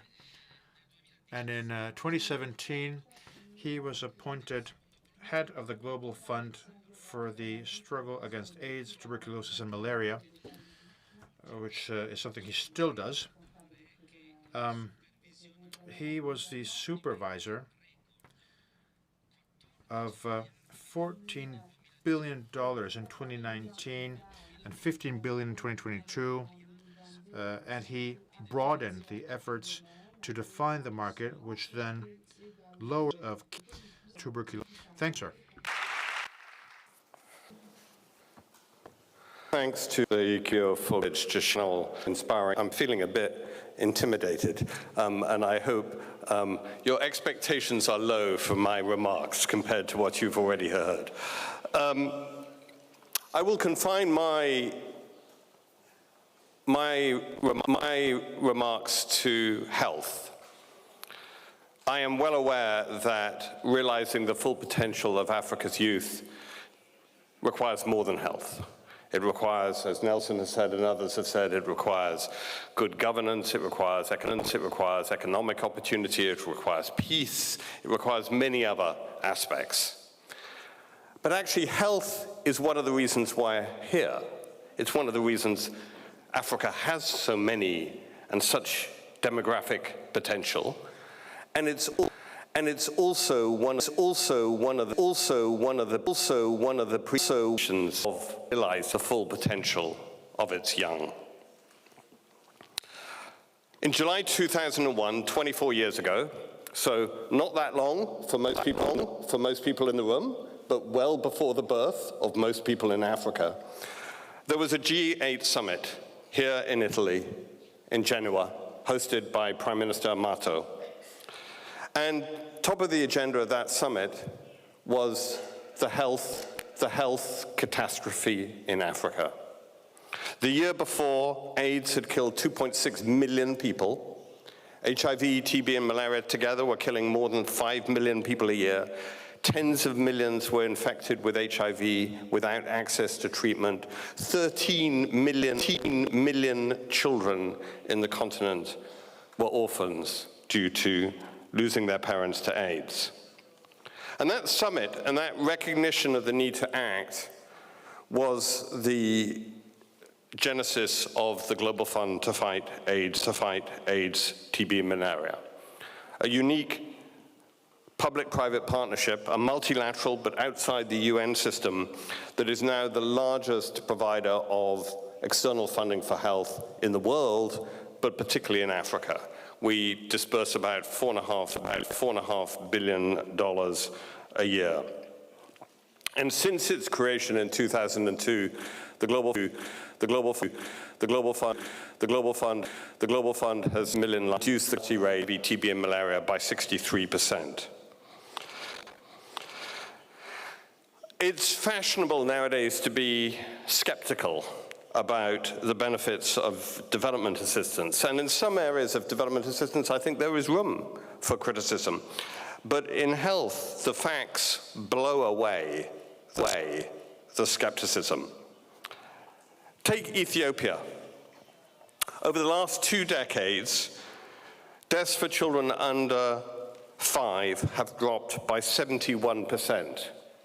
Think of that. Nearly 3/4 of the people now alive today, the young people now alive today, wouldn't have been alive if we hadn't had that reduction in mortality.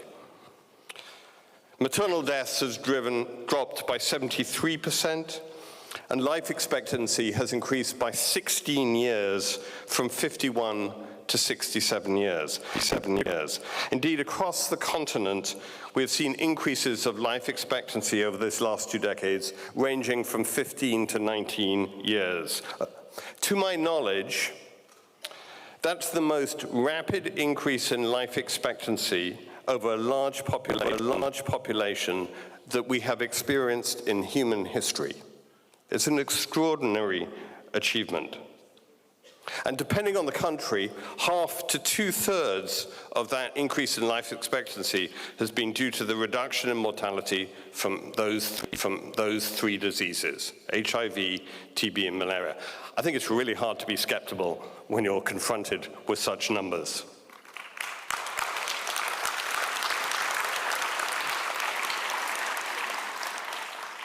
And it's important to put credit where credit lies. The transformation in health was led by the countries themselves and by the affected communities themselves. If you take Ethiopia, government health spending has tripled over the period. The number of health workers has increased by more than 10 times. There are almost 19,000 more health facilities. There's been a massive expansion in public health provision. But this country-led transformation would not have been possible without external support. And certainly from the Global Fund perspective, we are proud to be partners, indeed the largest partner, to Ethiopia through that process. I tell the story of Ethiopia, but this could easily have been Rwanda of Nigeria, across in health and most extraordinary to government of the different organizations, including Community Sant'Egidio, QAM, Doctors with Africa, Medical Mundi, lots of organizations from around the world working together in extraordinary partnership. And the benefits of these improvements in health have gone far beyond health itself, gone far beyond demographics. Again, if you look at Ethiopia, primary school enrollment has gone from 50% to 84%. The labor force has more than doubled. GDP has increased 20-fold over this period. Now, of course, it works both ways. Improvements in education and GDP help health, but I would argue that if you can't get the basics of health right, none of the rest of it is possible. Now, right now, as you all know, these partnerships, this progress is being put to the test. A combination of massive disruption to funding, climate change, the conflicts that have been discussed here, and the never-ending challenge of the diseases itself, which are continuously reinventing themselves to become resistant to our tools, threaten not just continued progress, but risk sharp reversals. And the threat of reversals is not a hypothetical. The sad truth is that this year we will see tens of thousands more children dying of malaria than we did last year. So going backwards is not just a theoretical risk, it's a real threat. And I mean, for me, the fact that this is happening with malaria is outrageous. This is a disease we know how to beat. More than 40 countries in the world have fully eliminated malaria. We have the tools to defeat it. It is an avoidable tragedy. So we are at a moment of reckoning. reckoning, a moment of crisis, a moment of crisis, a moment of crisis, a moment of crisis, a moment of crisis, a moment of crisis, but a crisis, but also a moment of opportunity. Let me talk about HIV. With the new long-acting injectable tools, there's a particular drug called lenacapavir. We can bring HIV/AIDS to an end as a public health threat within the next 5 to 8 years, making the dream of an AIDS-free generation in Africa a reality. This, again, is not a hypothesis.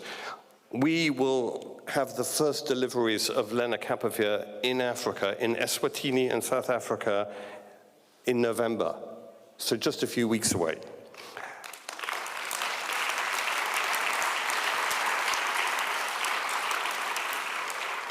The question is, do we seize the full potential of this game-changing tool and use it as broadly and effectively as we can to accelerate? We constrain forces and all. To my mind, if longest continent refill one of the middle things, the African is free fat, our grasp.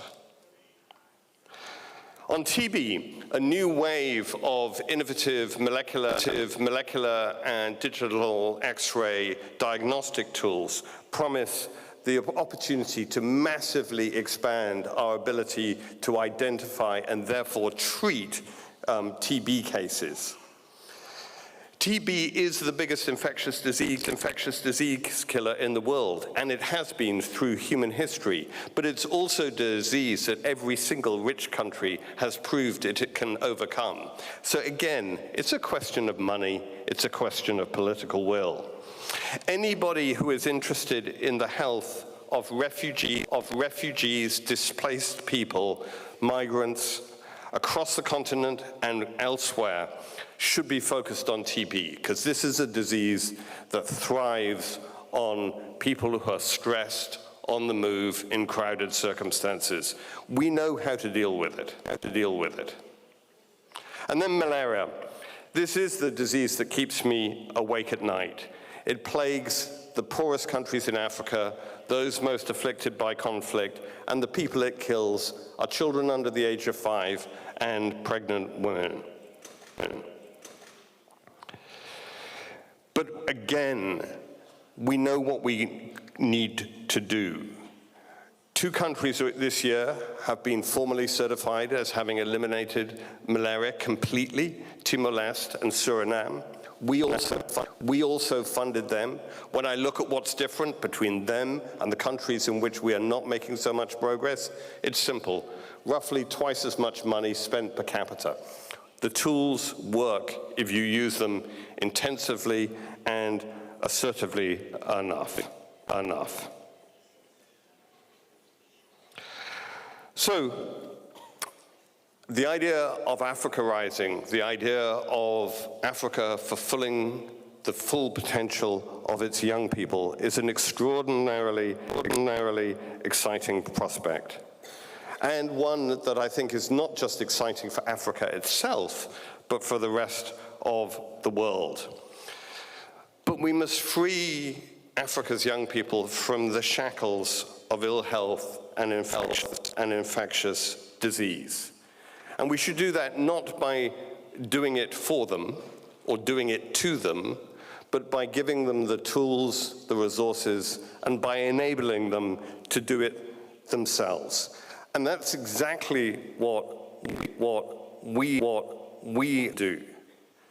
We see engaging the young people of Africa as a solution, not just to the problem of the diseases itself, but frankly because healthcare is a source of great jobs.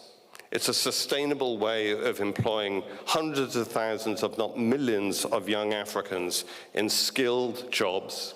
And it's also a way of bonding societies. Health is something where, by working together, improving the health of your communities, you bring societies together. I would not be doing my job as Executive Director of the Global Fund by not mentioning the fact that the Global Fund's 8th replenishment, when yet again I have to raise large sums of money, takes place on the 21st of November, which is just on the eve of the G20 summit, which will be taking place in Johannesburg. And really, I think this 8th replenishment, which is the first to actually take place on the continent of Africa, will be a test of the global community's commitment to standing behind a rising Africa. Do we continue to enable and support Africa's progress on health, which is the foundation for so much of everything else that Africa can do? Or do we just, when we have the opportunity to end a disease like AIDS, do we pull the plank away, and undermine that progress? To my mind, that's not a choice, or it should not be a choice, because the right answer is so obvious. This is a time for donors, including Italy, to step up and show continued support, because that's the way we can enable Africa to fulfill its potential. Thank you.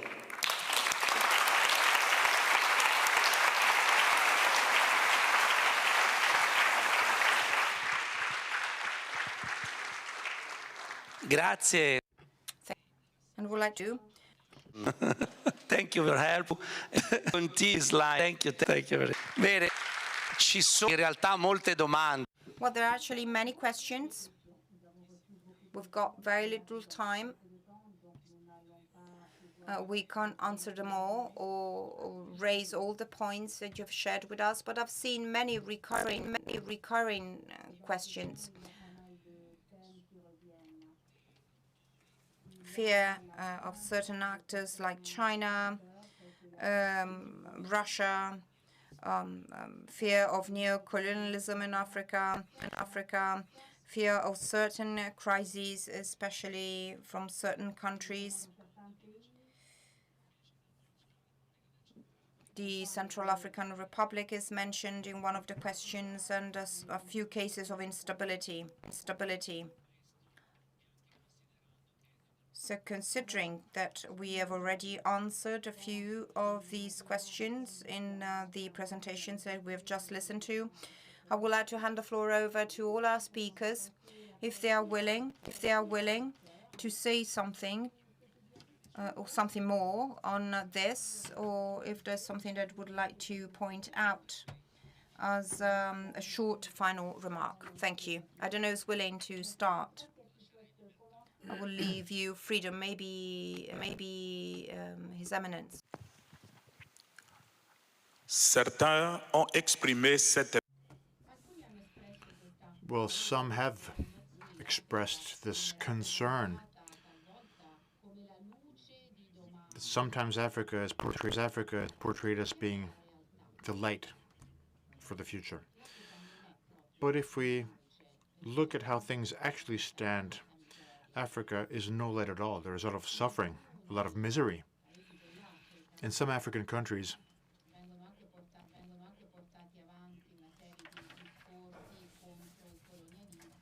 a lot is said against colonialism and neo-colonialism. There are a refusal of the old colonizers, but new colonizers are being allowed in. They're kicking out the old ones and letting the new ones come in. And this won't lead to anything good for Africa. That's why I was very happy to hear a lot being said about the future of Africa, the future of young people in Africa, which requires allowing young people to become responsible for their future. We have to give them the tools they need so that in the future they can be the ones to lead Africa. The future of young Africans isn't here in Europe. It's back home. That's where they have to be held accountable. That's where we need to become responsible. We have to support them through our prayers, but we also have to give them the tools they need to take their future into their own hands, in their countries. It can be done, but that requires political will.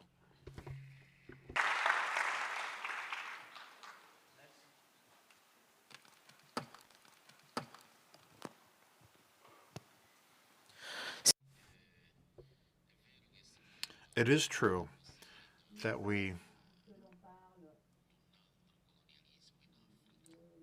do talk about another form of colonialism in Africa. But it's not just another form of colonialism coming from the outside.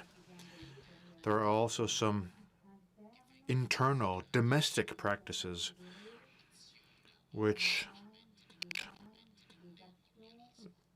are a neocolonialist. For any African countries is divided into small groups of very wealthy people and then a large group of the very poor. That is a real problem. And then, of course, from the outside, there are those who would take advantage of the situation.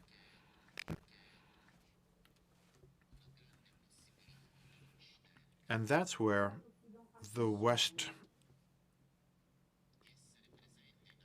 can play a role, not only by being present in Africa, but also by creating a new paradigm to cooperate and to protect Africa, because Africa is frail.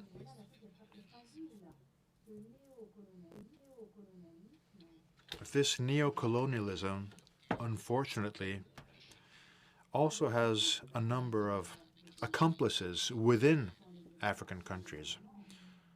Some governments, some leaders.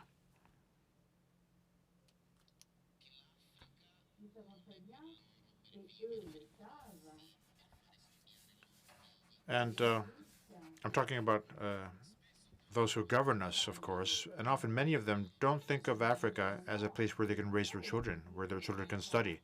In fact, their children often study abroad.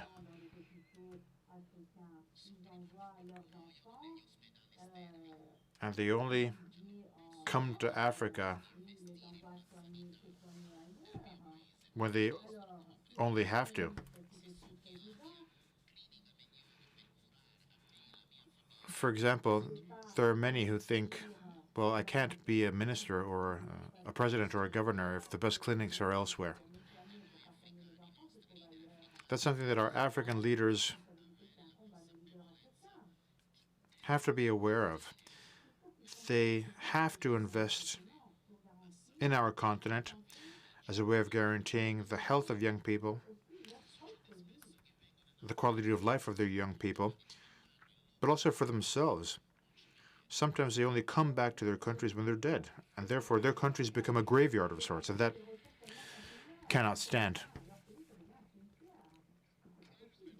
That I think is a challenge for all of us in this arena, which is the point about making sure that the voices of young people are actually heard. Too often our organizations are full of people aged sort of 35 and plus, and all of us think we know what young people think, which is probably not correct.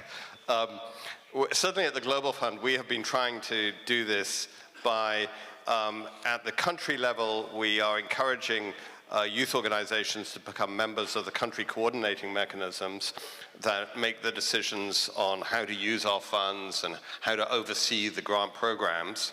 I've also created a youth council which acts as an advisory body to me, and we have the leaders of the youth council as observers at our board meetings. We've also worked with private sector partners to have funding for particularly young women's organizations, to your point, Benedict, to ensure that it's really simple things, that they can afford the bus fare to go to the meeting at which a program on doing HIV prevention for young women is being discussed. You have to get there. And little things. I think we hang ourselves because hearing this is under my decision. We run them, we not landing.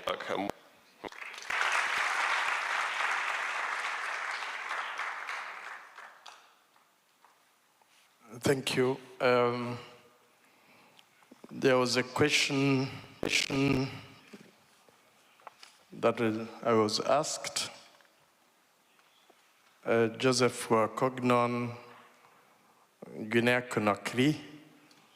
You'll excuse me, I will answer it in English also for the others.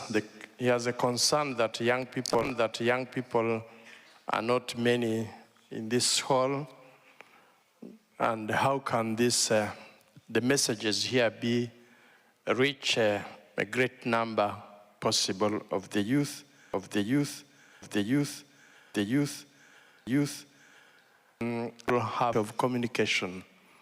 They are very present in social media, and this is an advantage that you have, young people, to spread such important messages and to share these speeches of high quality of the leaders we have been with.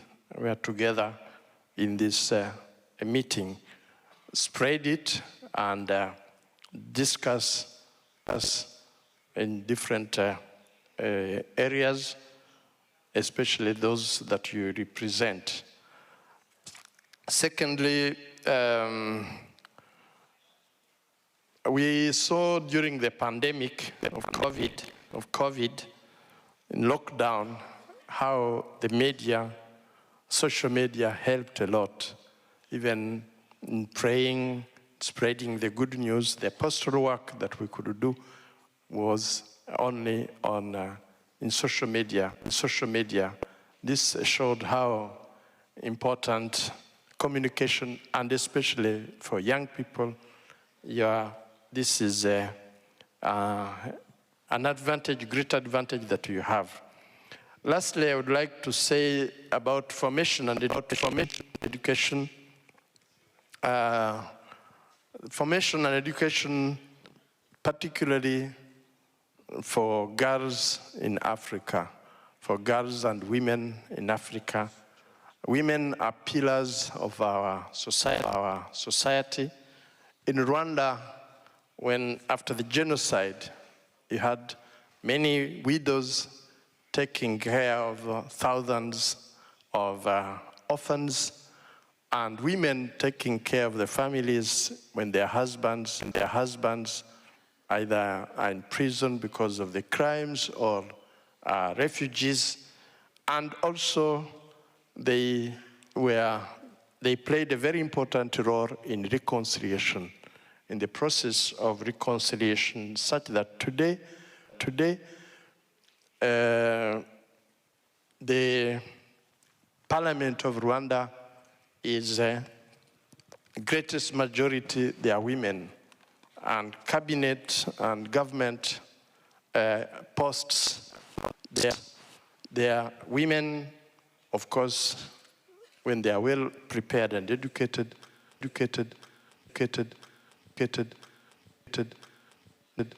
play decision creation in development, and at the same time taking care also of the education and the family. I thank you. Bene, io purtroppo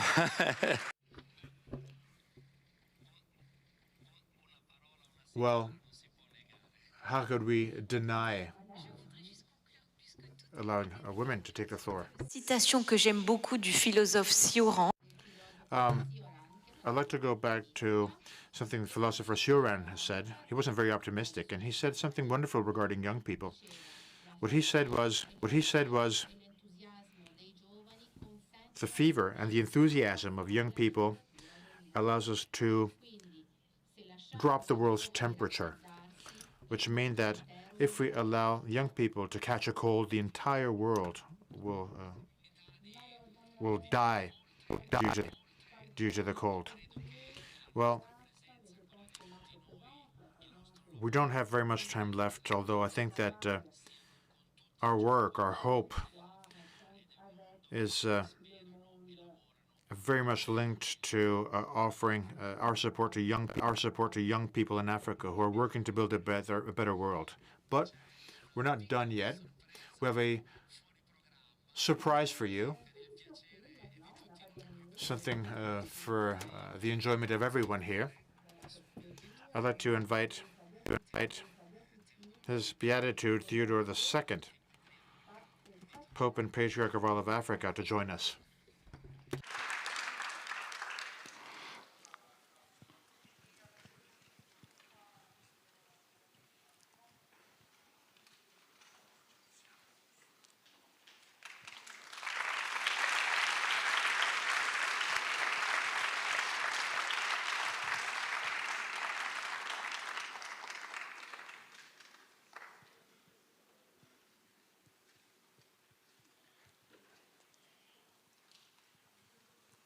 Nelson, dai un microfono a Roberto, per piacere. Sì. A Roberto.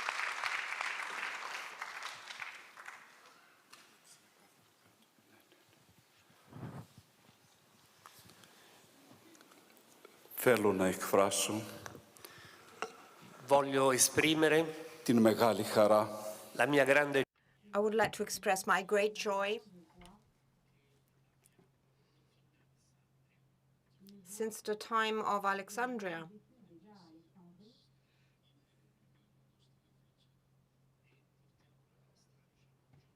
We are sharing our joy that comes from all over Africa and from the north of Greece. αλλά 40 χρόνια τώρα εργασία στην Αφρική. Sono 40 anni. It's 40 years of work in Africa that we are celebrating this year. Στην Αφρική. La mia patria Grecia My homeland, Greece, offered me as a gift so that I could work for Africa. Του τόπου. da domani tutti noi Starting from tomorrow, all of us will go back to our daily activities. Ίσως όμως πολύ ξεχάσουμε αυτή τη σύσκεψη. porteremo con noi We will bring with us the beautiful words that we have listened to today, and this will be great help for all of us. Σταυρωμένου Χριστού και ας τοποθετήσουμε τον εαυτό του απέναντι στην πολυπόθητη Αφρική. e portiamo con noi sempre And we will bring with us the image of Christ on the cross that offered himself for the salvation of others. Κασκάρι. Sono venuto da poco tempo I've just come back from Madagascar. Σάνδρια κλάψαμε όταν διαβάσαμε την έκθεση για την κόμμα. e nel nostro sinodo And in our synod, a few days ago, we suffered, we cried for what is happening in many of these countries. Τιμόθεος 90.000 σφαγιάστηκαν. ha pianto il The bishop of the country where his people were killed cried. Κόσμο. e l'Africa vive And Africa lives a crucifixion before the entire world. Σας με τους επισκόπους μας για να υψώσουμε και εμείς τη φωνή μας. Διψάει, πονάει, πονάει, πονάει η Αφρική. ringrazio il vescovo I would like to thank you to express scope of continent. Africa. There's like this hugging us, embracing us. Που μετά με τον Ανδρέα μας κρατάτε αυτό τον σύνδεσμο που λέγεται Αιγίδιος. e grazie Marco che Thank you, Marco and Andrea, for keeping this friendship alive and this very strong connection with Africa. questo ci dà molta gioia This gives us joy and strength. Ακούσουνε. ci dà la voce It gives us the voice to make men listen to us.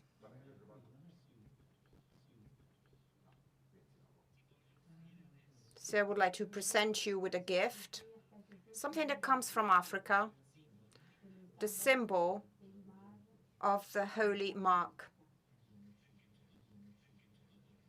so that you could carry him always in your heart.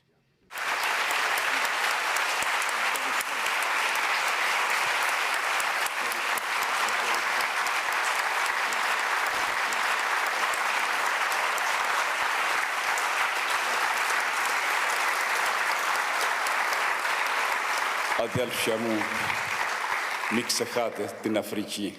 E vi raccomando di non dimenticare. Never forget Africa, Africa, Africa, Africa. It's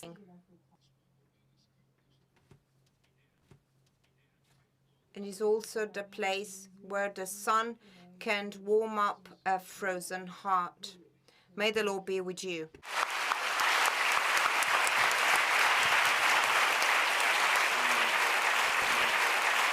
Bene, con la bellezza di questo. So with the beauty of this moment, we are going to end this panel.